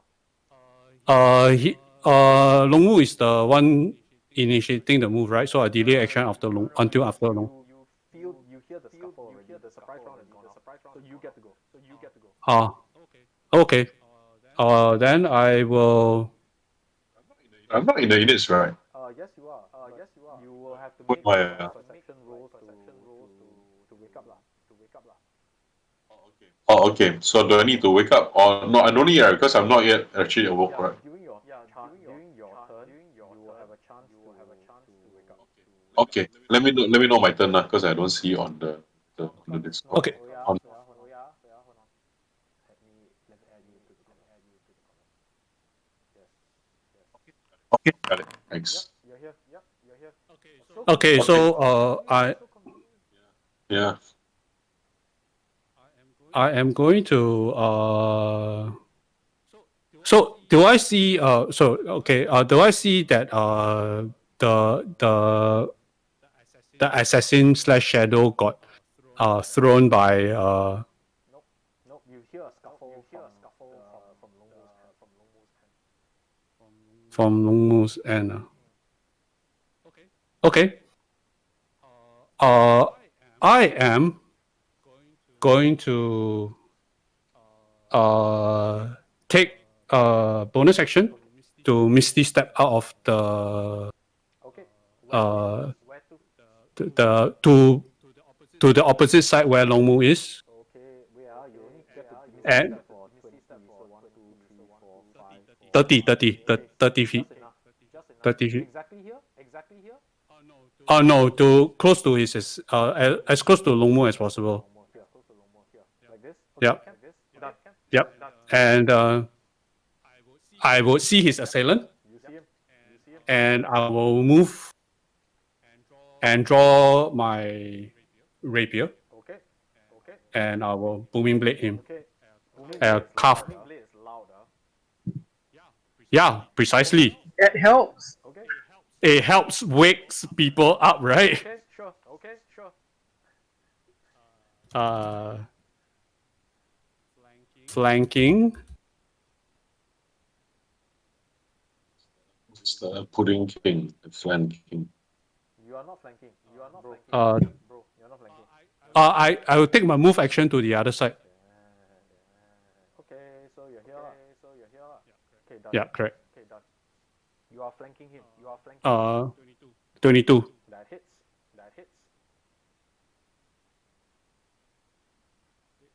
8 plus 4. Take 5 points on the damage. 5 points of damage. Yeah, piercing damage. Okay, sure. The sword of the wedding dress finds purchase into you. So top of the rock. This is what happens, right? You inscribe a word underneath your hand, and you just leave a shadowy image behind from your end, and the person that has the person that you just literally trips forward just a little and goes what the, as you pot over to the other end, and you stab your jian into this rather portly. Now that you notice, he's kind of a portly gentleman. He's wearing black pajamas with a black mask because it's the traditional outfit of spies and assassins, right? And I'm a stickler for tradition. So Yep. you find purchases on the side of the thing, and cuts along his ribcage, leaving a long trail behind him. Next, With a slight boom to the step. Tian and Bai Cao Xian remind me later. There was a loud booming sound. You will be able to make an advantage roll to be able to wake up. Just help me remind me later. Okay. Long Mu. You're up next. Did he AFK? Long Mu. The screen is off, I think. Let me see whether I can get hold of him. Or someone can help me get hold of him, if you don't mind.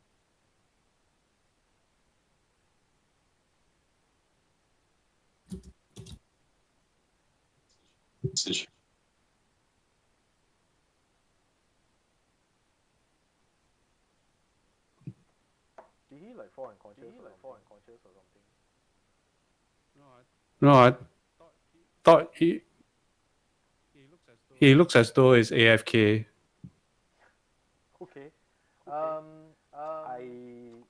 suspect that what he would have done, what he would be doing is to make an attack. So I will make an attack on his behalf.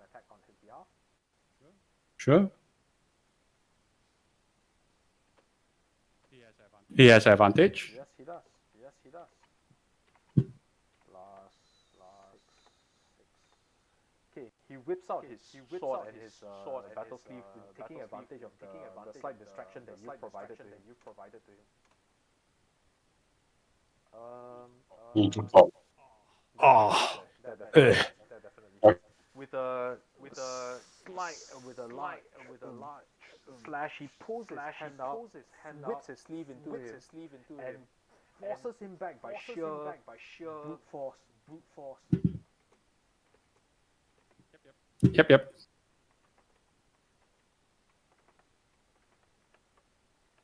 Yeah, proficiency to damage, right? Just a lot. No, just strength. You just strength. Okay. 好有型啊！ Okay. He probably his computer probably crashed, I think. I think it crashed. Oh my god. And I don't know what the hell happened to him. We were calling him. We're all trying to find him on WhatsApp. So we have no idea where he is. But we need to continue. The show must go on. He pulls his sword out and tries and drives the sword viciously into the body of the black pajama guy. Okay. Next. Okay.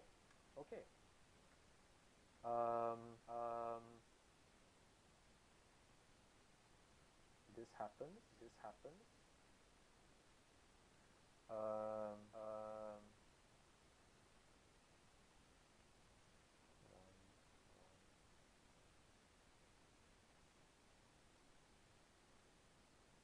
Okay. You hear, you watch as the door opens, as a third black pajama man comes in.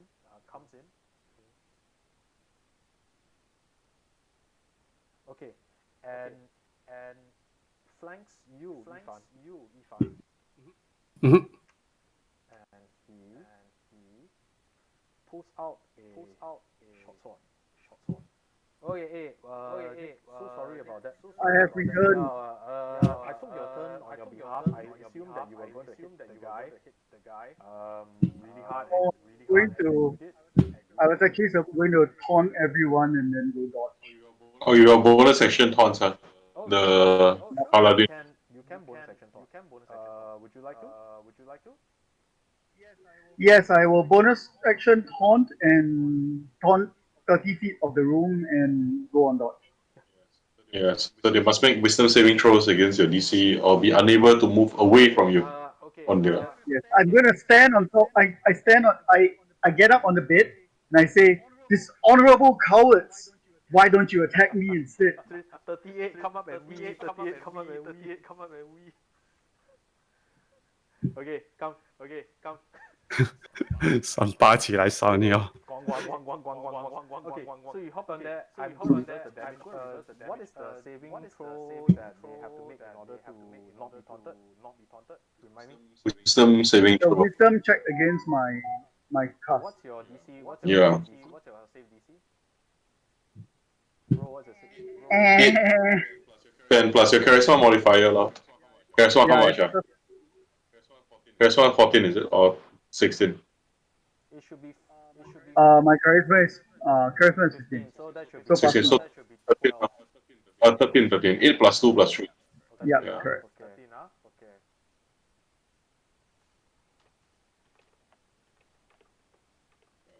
Okay. It's like they can still do anything they want, but they cannot legally move away from.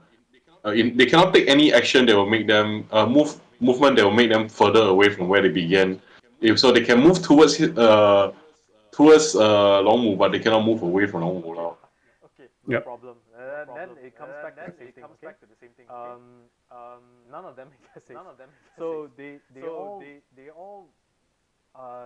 Cang Tian, spy comes in and flanks Yifan. you notice something about these guys. They're fighting in a style that looks incredibly deceptive. Like in one moment, right, you see that they're striking out with their right hand. Suddenly, right, they will just suddenly the knife will just disappear from their hand as it turns into a palm strike, and that itself turns into a feint, and you lead with another hand. It's all just incredibly deceptive movements. Okay. Um, Are they claiming superiority? They are claiming superiority. Because you are currently unable to keep your attention on any one of them in particular, so you're particularly susceptible to this. Sure. Sure. Did you activate your? You can't activate your blade dancer. No. Nope. I assume my armor is not on also, so I have. You can choose to be non-proficient though. Yes, I can be non-proficient. I will choose to be non-proficient. So you're using yes. the Metal. Okay. Yep. Good for emergencies. Yep. Okay, just let me figure out what the attack is. Okay. Got it. What's the AC for non-proficient? You get full AC. It's just that your movement suffers, and you take a penalty for your attack, which you will overcome. Oh, okay. You can drop the non-proficiency during the top of your turn, but you have to decide whether Mhm. or not you want to use it that particular turn. Okay, during your turn. Okay, sure. So the first attack bites deep into your body, and sorry to say, you just gonna hurt. What? Hold on. He hits 20, is it? He hits no. He hits. Oh wait, I cannot cast spells in non-proficient armor. 17. Yep. 17, is it? So Change is 3 plus 3, 16. Okay, yeah. 17 hits. Yep. Okay, this is gonna hurt. Yep.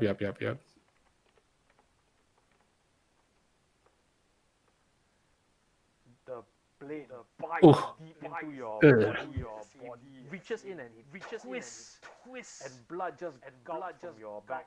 You scream in pain. Second attack.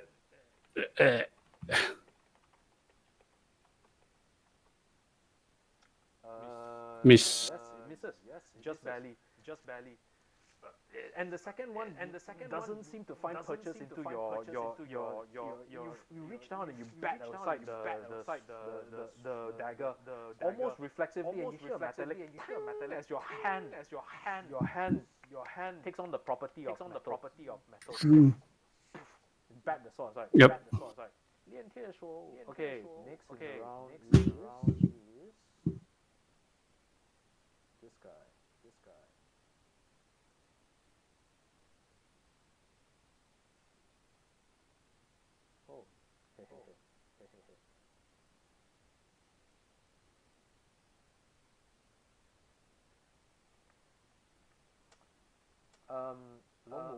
Long Mu, Yes.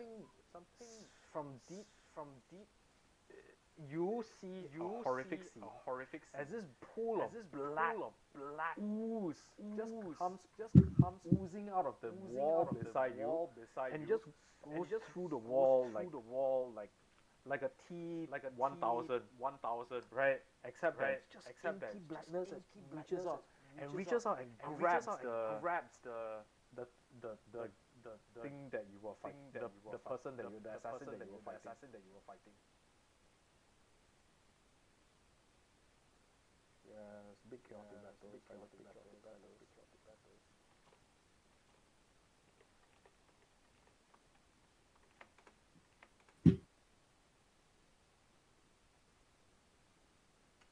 Okay. Reaches out, and he the assassin just goes, what the heck is that? And just barely evades as a blast of chilling black energy reaches out in what looks like some kind of weird shadowy hand, grabs the thin air that the assassin used to be maybe just minutes ago. Oh, we have help? You don't really know.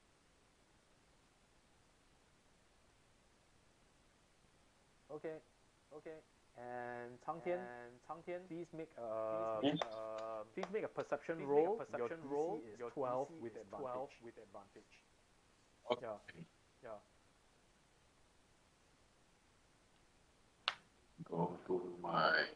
Oh, sorry. No, my screen is like I was in big screen. I was wondering where my text box went. Okay.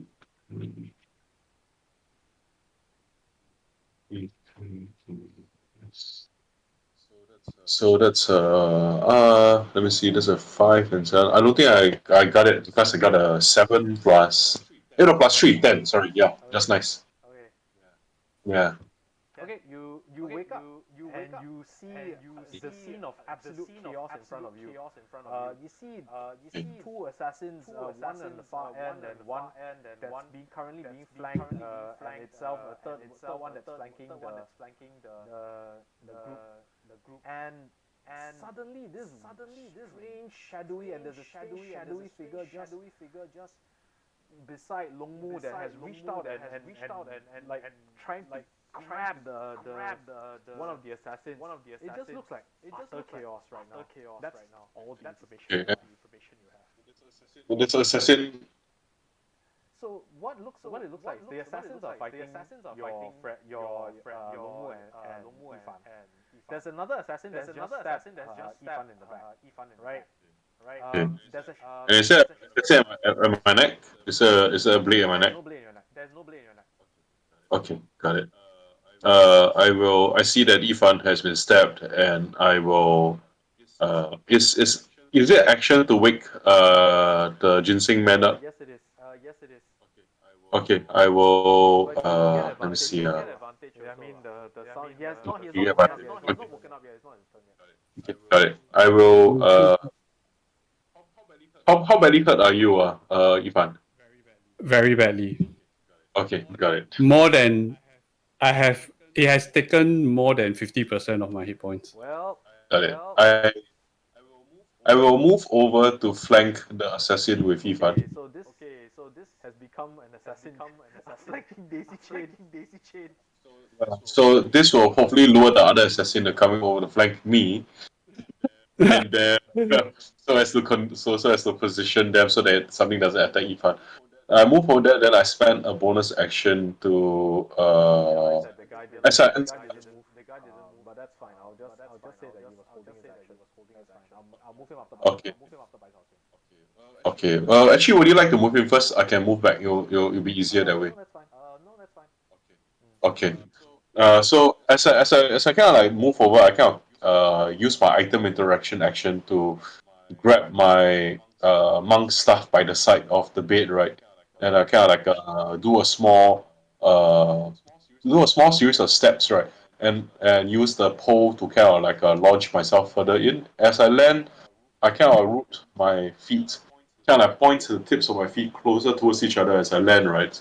And I put my lower back in, my left leg, right, my back leg kind of like holding 70% of the energy, and I point forward and I swing the staff, right, to intercess, it's an intercessory strike into the person I'm flanking. So that's my first attack. Push your power Yeah. into your core, right, the center. Your Dantian flares up Yeah. with the coiled energy inside. As you launch your staff like a striking serpent. Yeah, and then as I strike forward, I kind of like expand my chest as well to allow more air to burst out, right? And with that explosive energy burst, the moment that he attacks, because you see, Yifan just got struck, and so the moment that Yifan got struck by this assassin, right? That's also the point where the assassin is most vulnerable, like, because the moment extension. So I'm kind of like zooming in on that moment to strike. I would like to I like to claim superiority on the assassin being isolated That is fair. and not having That is fair teamwork. because Yeah. the assassin also is unable. He has to commit in that moment. You can be you Yeah. can feign all you want, but you have to commit in that moment. So that's fine. Go ahead. You get a +2. Okay, got it. +2, got it. Let's go. So it's advantage, right? No, it's not advantage. It's net +2. Remember when we? I mean for the flanking. Yeah, Is that's there any flanking? advantage for the flank. Okay, got it. Then +2 for the normal, right? For the advantage superiority. So 5 + 2 is 7. So let's go. So that's a 16. First roll 16 hit. plus. Okay. Alright, so I'll roll my Are damage. you at the level where you're starting strike yet? No, right? No, that's level 5, yeah. Ah, Okay, Ramji, so Ramji, that's I a have 2 more levels to go. 4 damage. Yeah. I actually am one of those people that doesn't spamming strike. So that people forget I have it. Then later when I use it, it's even better. I do things I take battle master levels and take repulse. So I stun people out of turn to fuck up the Innis order and then gain a half round advantage. So I like to do that to feign the long game. Oh please, last weekend I had to deal with stunning strike on my Remoras. Very sad. Yeah, it's like especially stun them when they're at the edge of cliff, stun them when they're committed to bad position. That's the best way to stun. So the first one is 4 damage. Takes 4 damage. Okay. Okay. Okay. Then I will burst into a flurry of blows. Like the moment that the staff strikes and hits, right, then like they stumble forward, and I release the staff to kind of like move backwards, right, and my hands kind of like move into a rough grabbing posture, right. Pull him by the cuff of his ropes as he comes back, and the other hand punches forward, and then this hand becomes pulls him forward and punch. So it's basically spend a key point for 2 seize and punch techniques, which are very common in the southern techniques. Okay, so to make it Okay. slightly more drunken because it's a slightly more herky-jerky motion, right? Yeah. Suggestion: you hit him with your shoulder instead. Yeah, Shoulder. which is also a very common, So, body it's check. also a very common kind of like infighting styles. Yeah. It's slightly unorthodox. Body check him. Yeah. Okay, so that's there's no more +2 to this already, right? Because that's only 4. Still have full flanks. Okay, got it. So that's That hits. 15 plus 3, and then I'm going to just roll the second one as well. Yep. So that's also a hit, yeah. So I'm going to roll 2d4 plus 6. So that's It's 2d6 metal forming palm. metal forming one can only use the strength. I can't. I have to use my. Oh, you generic- want to get a finesse? Yeah. And Yeah, I have to use my generic martial arts. and Yeah. also the so it makes more sense for him to use Because he has a hard classes. the hard classes. So how much damage is that total? So total you take 14 damage. So the combination of actions, just so that everyone gets it. Striking like a serpent. Once you reach in and pull him in, you hit him with your shoulder, and then after that you grab him again and you push him against your shoulder, and you punch him. You shoulder block him twice. He spits out a gout of blood in response. Yeah. I kind of like, and then I kind of like the adrenaline rush kind of just kind of stirs me awake, and then I kind of breathe. Yeah, so I'm done. Okay. Bai Cao Xian should actually be first in the round. He should get a special ability to be first. Because it's Bai Cao Xian. Yeah,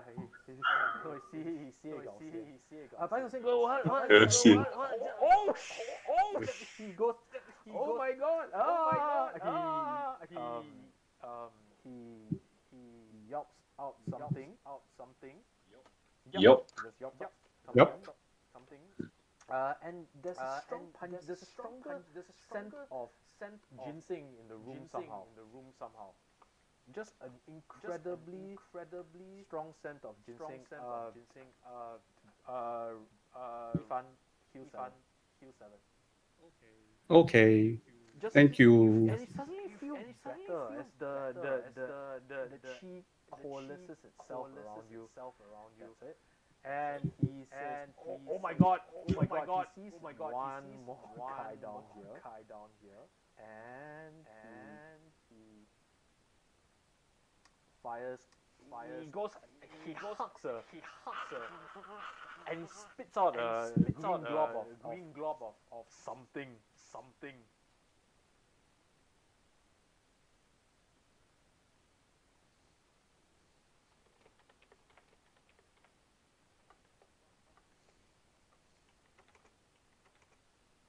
Okay. But this guy nimbly ducks out of the way and Bai Cao Xian runs and hides under the bed. And that's Okay. it. So he's hiding under the bed. This guy, having narrowly avoided the acid spit of Bai Cao Xian, comes over and forms a nice The Great Flag. forms a nice conga line. Oh. Okay, and pulls out his blade.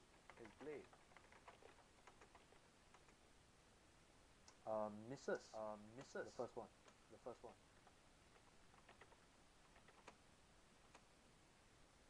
Misses the second one. So in the hurry of ducking out of the way and not having his face melted by the green glob that Bai Cao Xian spat out, right? He runs over and pulls out his blade and with your herky-jerky motions, right? You realize that he seems to be having some problems despite his superior tactical position, finding a way to stab you. Every time he stabs you, you just kind of stumble out of the way in a completely almost random motion. And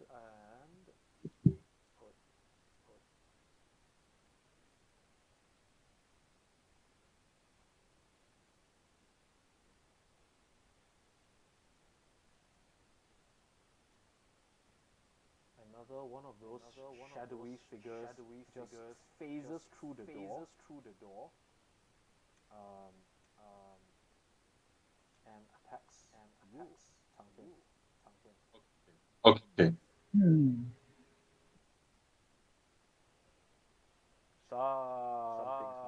Something's not gone right here. Oh dear. He doesn't get a flank. That's the good news. Does a 17 hit you? 17? Yes, it was hit me. Yes. So this is what happens.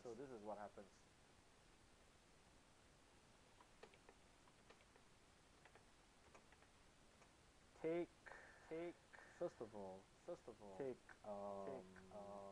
8 points of damage. As Okay. the shadow bursts into the room, right?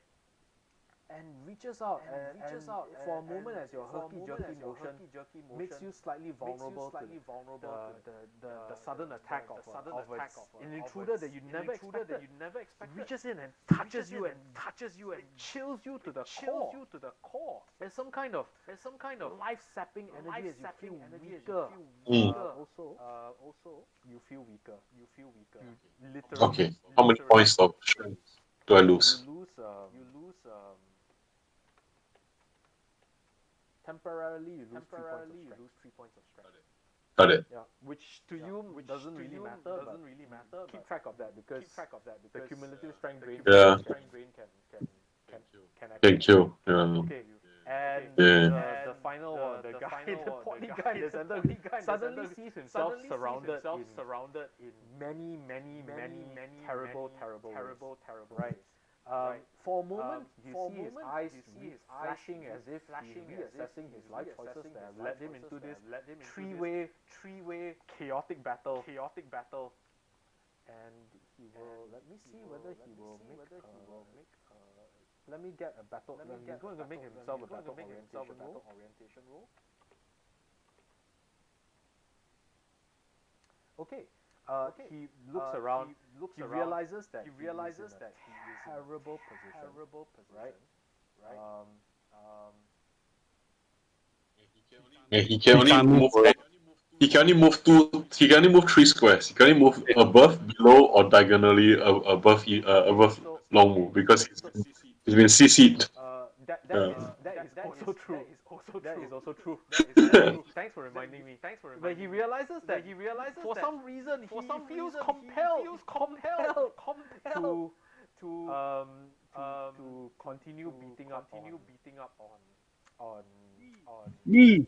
He can direct his attacks any way he wants lah. That's true. He is not. Okay, so Yeah. So but he's open. No, actually, I just realized he's literally stuck there. Otherwise, he's going to get whacked.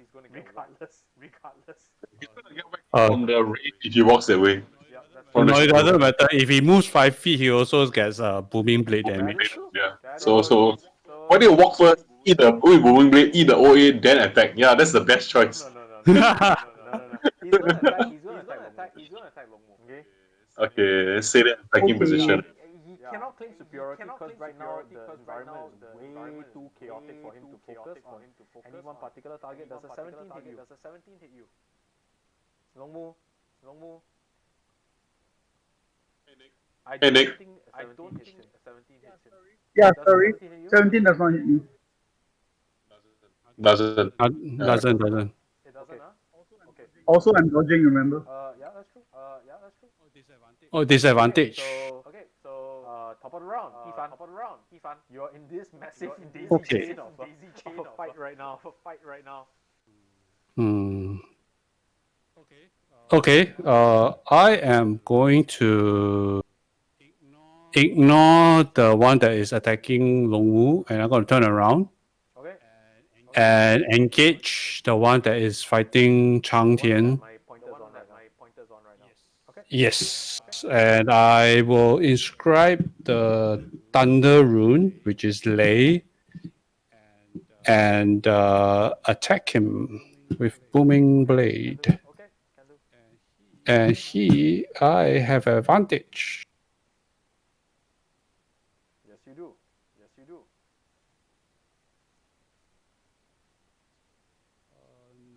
Natural 20 crits. 2d8 plus 4, right? The modifier doesn't double, right? Roll the dice. Yeah, just the damage dice. Take 11 points of damage. Babu. Okay. 11 points of damage. Yeah. Mm-hmm. Just let me double check one thing. Okay. Your booms up, cries into night. You pull out with your rapier, the sword of the wedding dress, right? Cuts in your usual wavy form, and beats his defense.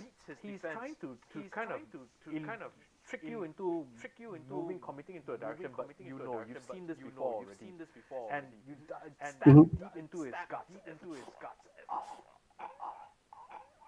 Blood's coming out from his chin. He's not dead, but pretty badly wounded.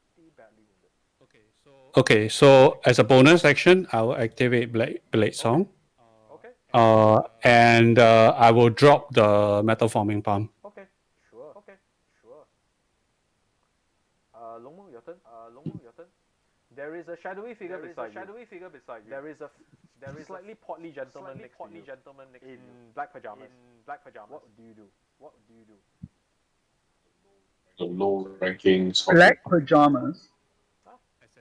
Assassin outfit lah. Oh, black pajamas. or sleeve Well, over. I am flanking on him at the moment, right? Yes, you do. So I will. I'll just reach out with my sword and I'll stab him a bit, but I'm trying to go for a non-lethal. Okay, sure. Make a roll.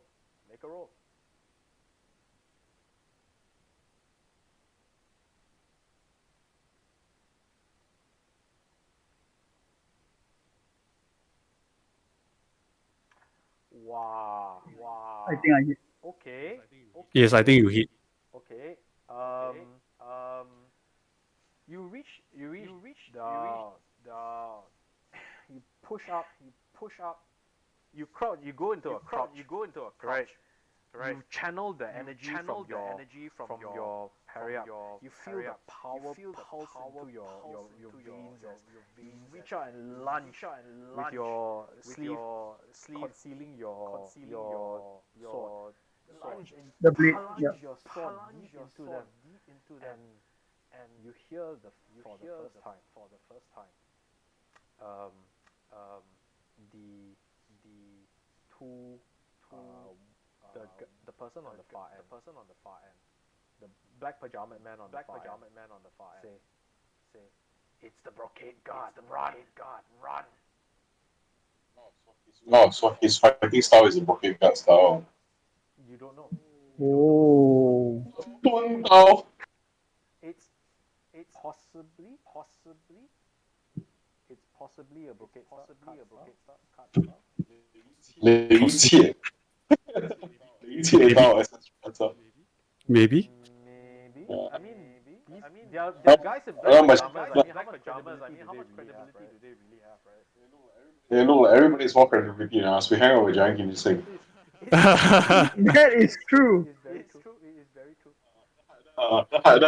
The Giant Ginseng is the most knowledgeable member of the party. You know that there's something going on there. By the way, okay, you hear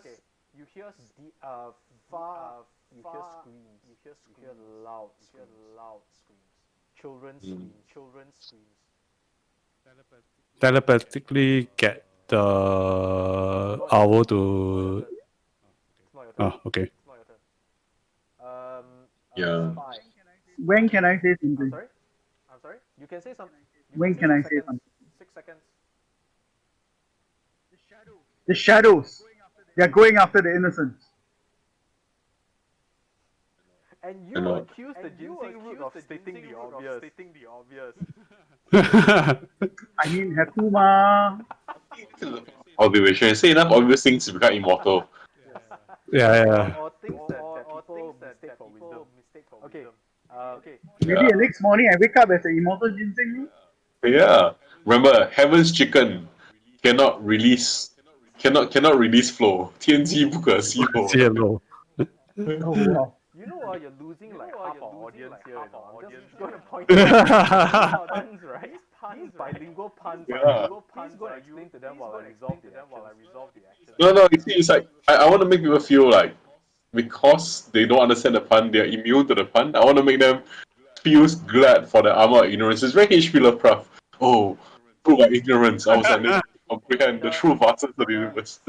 The second one in the middle, right? Launches a flurry of attacks towards Yifan. One of them Okay. would bite. Would you like to cast a reaction? One of them would buy AC 16. 16 would defend against it. Yeah, because I have Dex and I have You play song up already. Play song up. AC 16 Yeah. will hit. Wait, let me check. AC 16 will not hit. All of them. And he's like, I'm trying to run, but I can't. Oh no, they got CC. They got Mess. Rooted, not mess. But yeah, For those who are in the chat, we are also we used to play MMOs, so a lot of the terms would be synonymous to It's that uh, infernal, MMOs. broken gut technique. He launches a bunch of attacks on Cang Tian. Okay. Gastu. You know what this scene reminds me of? The What? demigods and semi-devils series, right, where Tuan Yu grabs all of them and everybody down the chain gets hit with the absorption effect. Oh yeah, with the I do Beiming. my Yeah, big cell phone, yeah. getting hit by the beaming effect. Okay. This guy launches a flurry of blade attacks towards you, and both of them get in. The first one. Okay. The first one will be painful. Okay.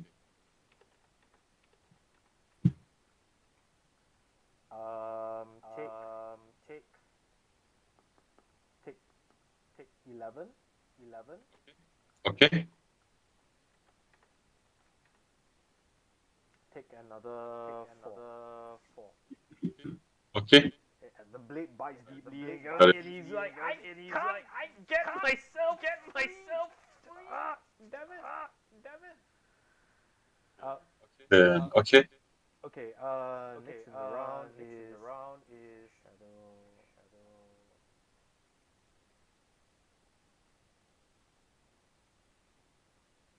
Okay. Cang Tian, it's your move. Okay, got it. So the person slashes over at Chang Tian, and Chang Tian's ropes begin to get thick with blood, right? Chang Tian basically puts his staff, pulls it down, looks at him and says, you cannot run free, not from this technique, and not from the weight of your actions. Put down the sword, and you may still yet live. Then I hold the staff, and I will spend my action I look up using my kind of like this is the stun effect lah, kind of like my yamen, my constable perception training. I kind of look up into the roof, and I notice that the shadowy creatures are amorphous and can kind of like move through the walls, right? So basically, and then Chang Tian whispers, and that shall be your undoing, lah, creature of darkness. And Chang Tian begins to chant prayers in Tianzuwen in Sanskrit, right? And begins to chant sutras, right? And he will cast Levitate. It's a DC 8 plus 2 plus 2, DC 12 on the shadow. And because the shadow is amorphous, you move the shadow through the ceiling, and I will basically out of game, right, maintain concentration if for as long as I can to chant sutras until he reaches the sun and burns away in heaven, lah. Basically, that's what is happening. I'm basically that's the fluff effect of what I'm trying to do, lah. But then like no, That's not bad. I'm going yeah. to give you supremacy on the save because that's actually quite Yeah. interesting. What's Yeah. the DC save? DC is you give me a +1 or +2, It's I will give you a plus. Because you're actually targeting one of his Okay. deficiencies as well. Yeah, he has no mass, right? Okay. 14. It's true. Yeah. DC is 14. No, against what? Con- Against what? yeah. Against what? Con saving throw. Okay. I really hope this works out because it would be damn cool if it does. Yeah. It's a far high kind of thing. I also just watching. You find that as you recite the Dharma, the sutra, right? As you recite the diamond sutra, right? You discover that this creature is massless but not weightless. Okay. The weight of it my DC is pulls it down, and gives it gravity. Okay. That would not have. okay. It's DC 14, not 13. So But I it. wrote 17. Oh, okay. Oh, sorry. I was looking at some other chat. I was like, okay, got it. So then my bonus action, I'm going to spend a key point for Let me take a look. I am going to. Sorry, where's the stream? Oh, okay. No wonder I disconnected from the stream. Okay, I am going to make move. I'm going to use my bonus action to take the dodge action to do the patient defense. Yeah. Okay, can do. Okay. Actually, let me think about it. Let me just check exact wordings of monk abilities. Yeah, you can Monk. take a dodge action as a Three. bonus action as patient defense. Yeah, I want to see whether I can do any shenanigans. Whether my first action input needs to be But you attack already for used for the. flurry or not. No, you don't. I don't have to, right? Oh no, I need to. After I take attack action, then I can flurry. So the first input must be attack. So I will spend 1 point to keep to dodge. That's it. 百草仙 pokes his head from underneath the bed and goes, oh, this isn't good.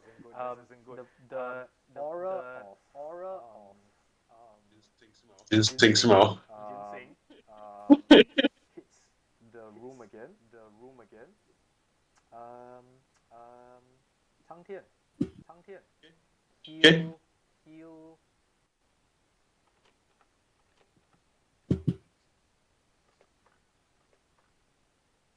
Heal 7 points of damage. Alright, thank you. I'm at 13 currently. And with another action, you hear him speak out, shout out three words, and you can't. Your ears almost cannot process the words properly. They just sound incredibly guttural to you. But you suddenly feel a sense of purpose, a sense of clarity of mind. All you have a blast effect. And he ducks back under the bed. Blast. Okay. Oh, what happened?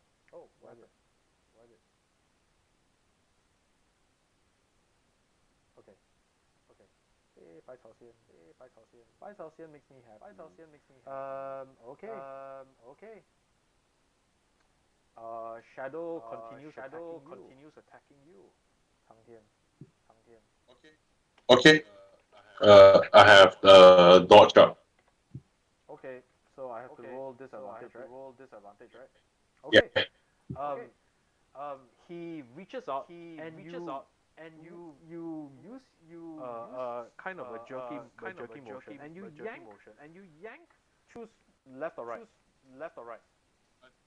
I think I would for this one what I'm doing for defense wise is I will actually shift my body weight downwards and then I'll lift backwards to the left. Okay. So I kind of like bit of like the monkey, basically the monkey technique basically. So you duck down, you lean to the left, right? You feel Yeah. the person on your left, right?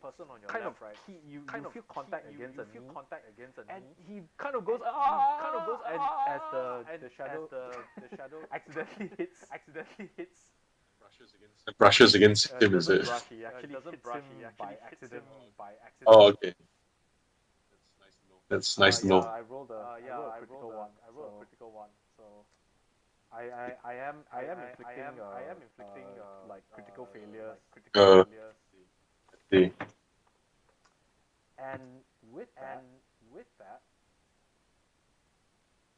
let me double check. Yeah. Okay. So the shadowy hand of the creature reaches out and plunges deep into the heart of the spy. And the person's mouth opens in a soundless scream as he completely desiccates and shrivels into what looks like a husk of a corpse. And this guy is dead. Okay.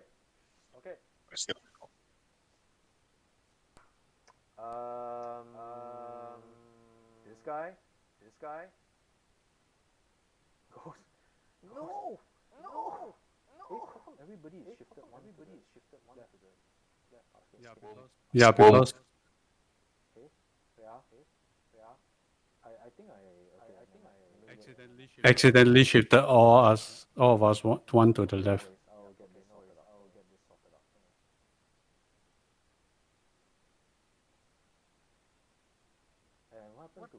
What's the skull? I'm sorry. What's the skull? It's a It's a dead assassin. Dead spy. Okay. A dead assassin. A dead guy in black PJs. Okay. And I marked him with a skull because he was accidentally killed by a shadow. Next in the round is Yifan. Yifan top of the round. Okay. I am going to turn my blunt end of the blade, Okay. and I'm going to hit the one that is facing Amu. Okay. In a wavy style. Traditionally, it's like your blade dance already, right? yes, blade song. It's for 1 minute, I think.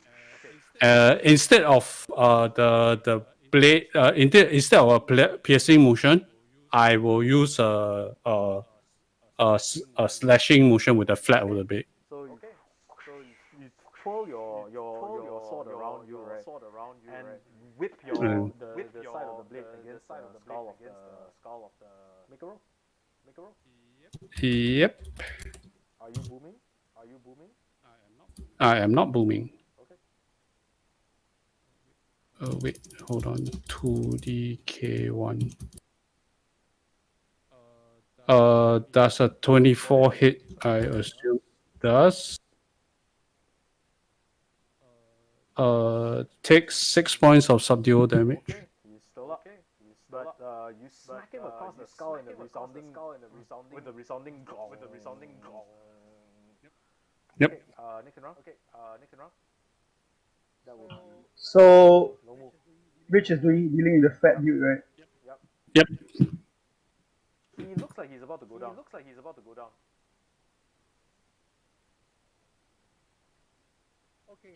Okay. I'm going to raise my blade and look as though I'm about to strike him down, but I'm actually going to weave the blade through my sleeve out the other side towards the shadow. Okay, sure. Okay, make an attack roll. Can I claim superiority? Sure.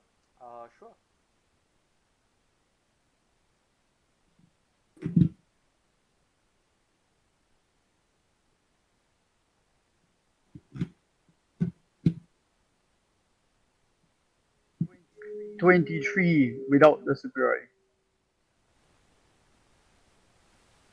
Okay.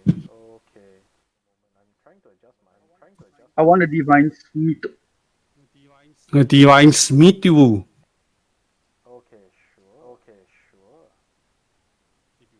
If you hit, What do you roll? I should hit. I rolled 23. Yes, you do. divine smite you.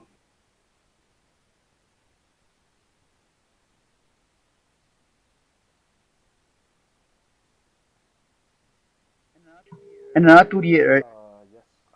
Yes.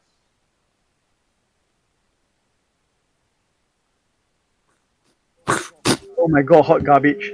Anyway, I blew him 16. Double check. 4 point of radiant damage, is it? Is it radiant damage? Yeah, 4-point radiant. It's 12 slashing and 4 radiant. 12 slashing. Okay. And 4 radiant. Yes. Okay. The radiant burns away at it. Your deceptive attack strikes the shadow down. And as you plunge the sword backwards, blinding strike of energy covers your sword as you plunge it in and deep into the heart. Shadowy figure had a heart, right? it plunges deep in, and suddenly it erupts from the center of the shadowy figure, and it just consumes it from within. Congratulations, you are the first one hit kill. Okay, I still have movement after this, right? Yes, you do. I will sidestep outwards and head out the door. I tell them, You will finish off here. I'm going to look for the child. Are you going to take an AOP from this guy? Yeah, go ahead. Okay. So And you see, that means that they can leave now because now they can follow him and run away. that is See, Yeah, correct. see, so convenient. They must appreciate how considerate we are. okay. You can't reach the door. You take an AOP, but you can't reach the door. Okay. You and your magnet effect, so funny. Okay, AOP.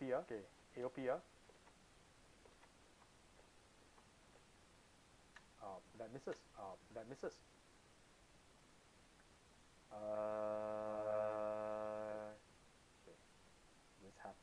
This happens.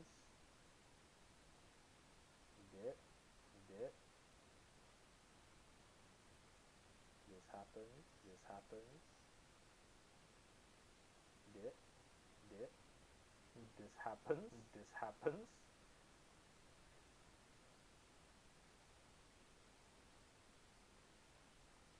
Okay. Now. Okay. This guy says uses his bonus action to disengage from Cang Tian. Mm-hmm. He cannot move away. So the best that he can do is come here and attacks the shadowy figure that has attacked was responsible for the death of his companion. Mm.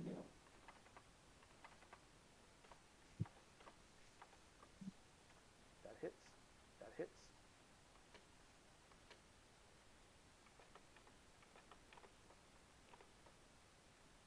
Okay. He launches his flurry of stabbing motions, right? And he manages to penetrate deep into the heart of the shadowy figure, but it doesn't seem to phase him much at all. Second set of attacks.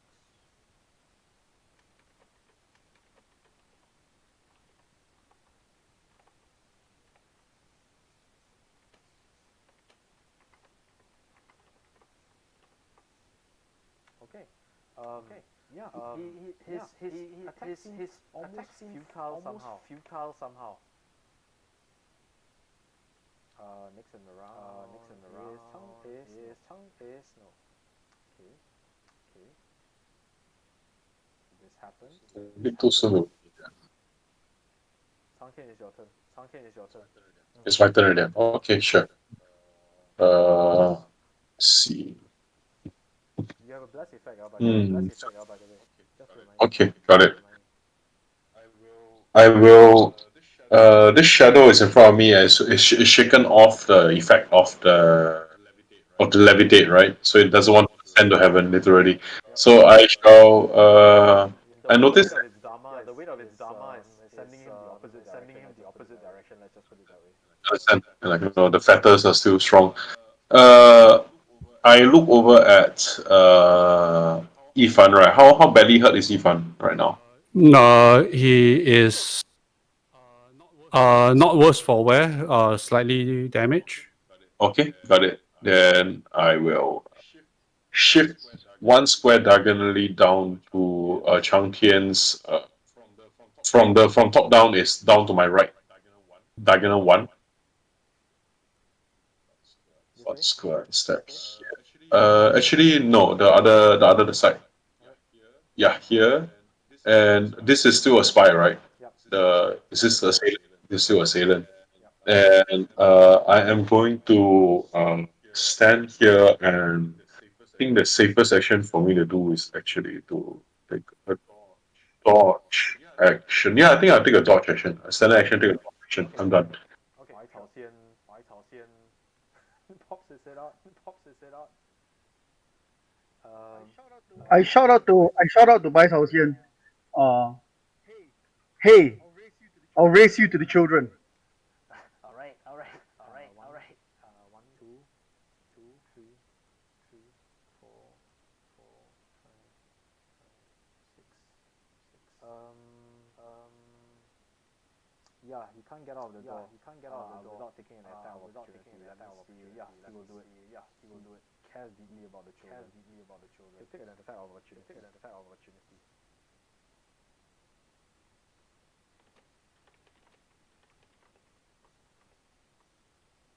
Okay.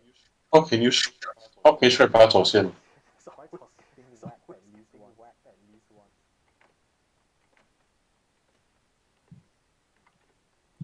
Oh no! I just realized. It's an often. It's a crit. It's an often sneak attack. How come got seen like that? These guys are ropes. In case you haven't noticed. They have. Yeah, but he has no advantage, right? Or he has no ally to flank with, right? Like the auto sneak for the first successful hit, is it? Let me double check this. Oh. Because I'm pretty sure the sneak attack for NPCs is slightly different. Okay. Oh no, you're right. He's not within 5 feet of an ally. No, you're right. Okay. So it's just. Watching out for you, Ginseng Sun. He take less damage. Yeah. Let me see. Sure. Yeah. Good stuff. Yes. He screams in pain, but he disappears down the corridor. Shadowy figure. Tries to attack Cang Tian. Okay. I've dodged. Yes, you have. I'm being very dodgy.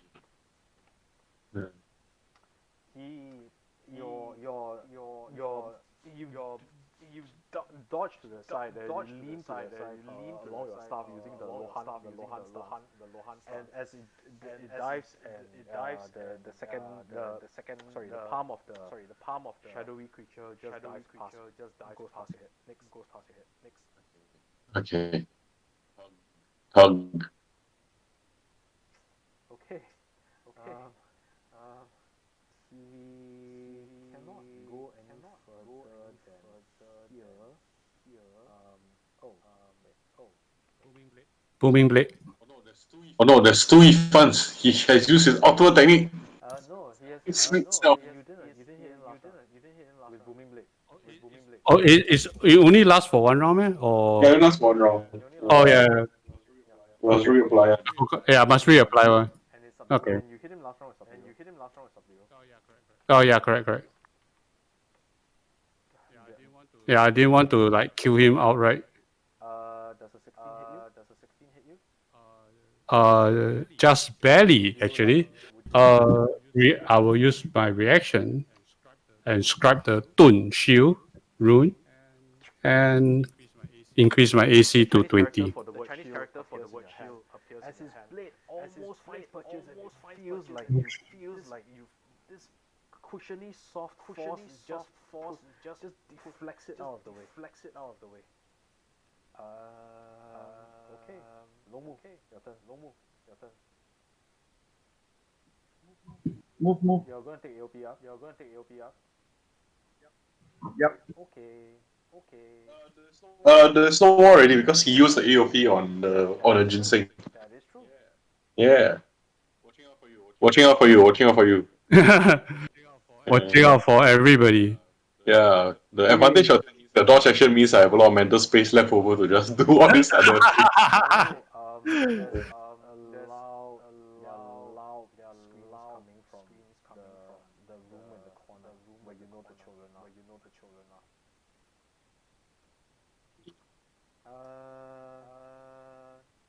Top of the round. Oh, I just realized I did not I erased the wrong token, but I know remember it is Oh, Yifan's turn. yeah. Okay. I am going to inscribe the qi rune and point my finger at the shadowy figure as three sword energy darts towards him. Mm. Magic missiles. Phew. Which one? The shadows. Which shadow? This one. Yep. Take 14. Okay. Force damage. And nothing with this force damage. Okay, yeah. Okay. Yep. So, your force swords reach out and its impact 1, 2, 3, and it just bursts into it just bursts like an override corpse into shadowy figments that fade into the surroundings. Okay, this happens.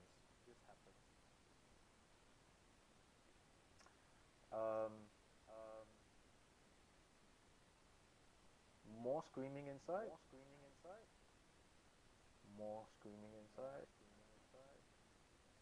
Okay, last spy. Last spy disengages. From Cang Tian. Yeah.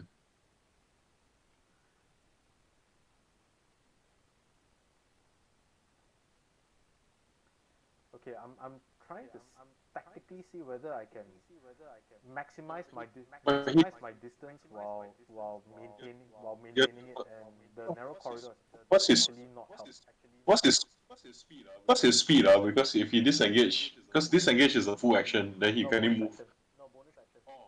Oh, because he's a ninja like me. Okay. Like all ninjas have. Oh, the No, Qing Gong. he's running. He's running like the Dickens. I believe Cang Tian is your turn. Okay, got it. I will move out. I basically said Yifan, I'm going to help Long Mu. I move out and I'm going to take the dash action. I look at the spy, and as I move over, can I see the spy? Yeah, you can still see him. He's here. Okay. Is there injuries on him? Yeah, he's wait, hang on. Okay. Let me check. No, nobody's hit him yet. Okay. Then I basically say to him, like, if what's this run if you will, or you can stay with us to fight and protect the children. We will talk about our differences another time. And then I just, having said that, I don't really wait for him to respond, right? But I give him a road to walk, a road of righteousness to walk, right?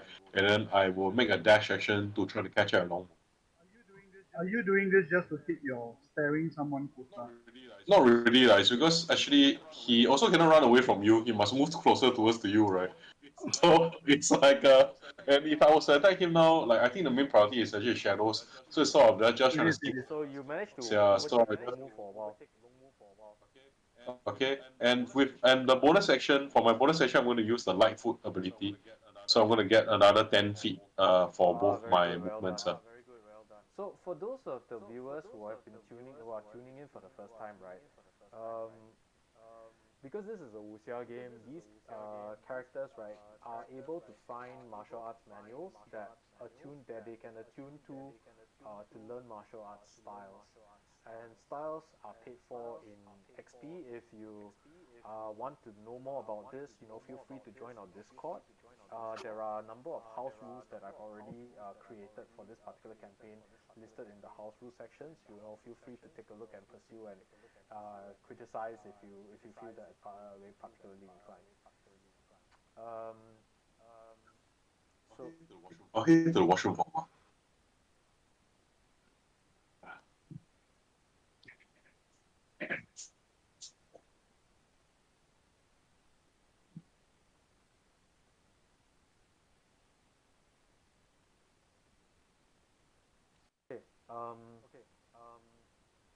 I'm going to drop out of combat. The screaming stops.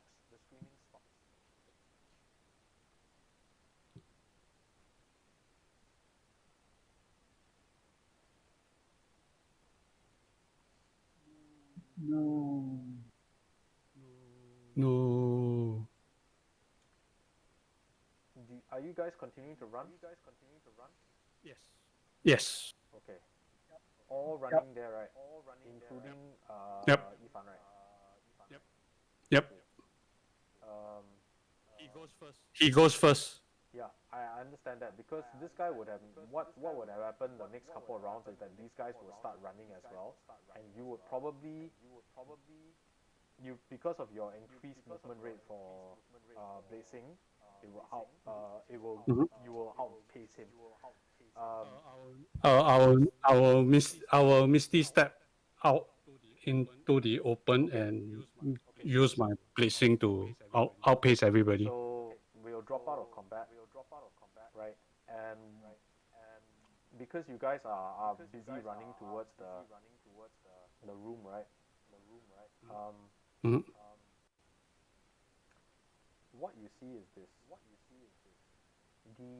As the door opens here, and there are no tokens in here, by the way, except the shadows, and all of them should be gone actually. What you do see is interesting. Deep in the room, the kids are all huddled behind Jing Jing, who is the younger Goliath, and she has a torch in her hand. And just as you walk in, right, you watch as she plunges the torch deep into one of the shadowy figures, right, and the shadowy figure just breaks apart. Her eyes are blazing white right now, and you sense waves of power come radiating from her, and as her eyes and her expression look dead calm. The calm of someone who has accepted their place in the world and will do absolutely everything to fulfill it.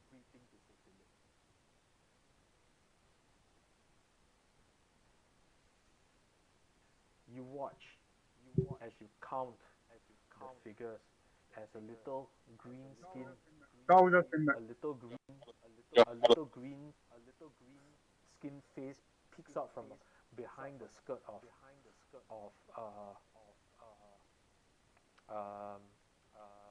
the young Goliath girl who is radiating Sati right now. Sati, for those of you, the murderous intent, as he dispatches one of the shadows. You look, you count. 1, 2, 3, 4. The little child that was pretending to be Cang Tian is missing. No, the tiefling girl, right? Oh, the dwarf child. The little dwarf child is missing. Yeah. Look around for. I look at Jing and answer. Where's your friend? Oh no, I know why, guys. Because everybody thinks the Genasi child is a dwarf child. Remember? Oh right. So we got to catch them. Let's chase that. The white in the eyes of the Genasi girl just fades, and she says, "They have The Goliath. the Goliath girl. Sorry, the Goliath girl." She fades and says, "Xianxia, they have him." And with that, Which direction? we will end today's session. Yay! Thank you. That was cool. Okay. Your corridor damn long, My man. what? Sorry. Yeah, your corridor very long. It's a big place. Okay. So once again, thanks for everybody who have attended this session. I apologize for the audio issues. I will try my best to try and clean it up over the week. And special thanks out to King of Demons for your raiding party. Special thanks out to Ramjeev and the Fourth Culture for being such great supporters of this stream. I don't think we'll be anywhere close to being this successful without you. Thank you very much. And with that, thank you. Let's see if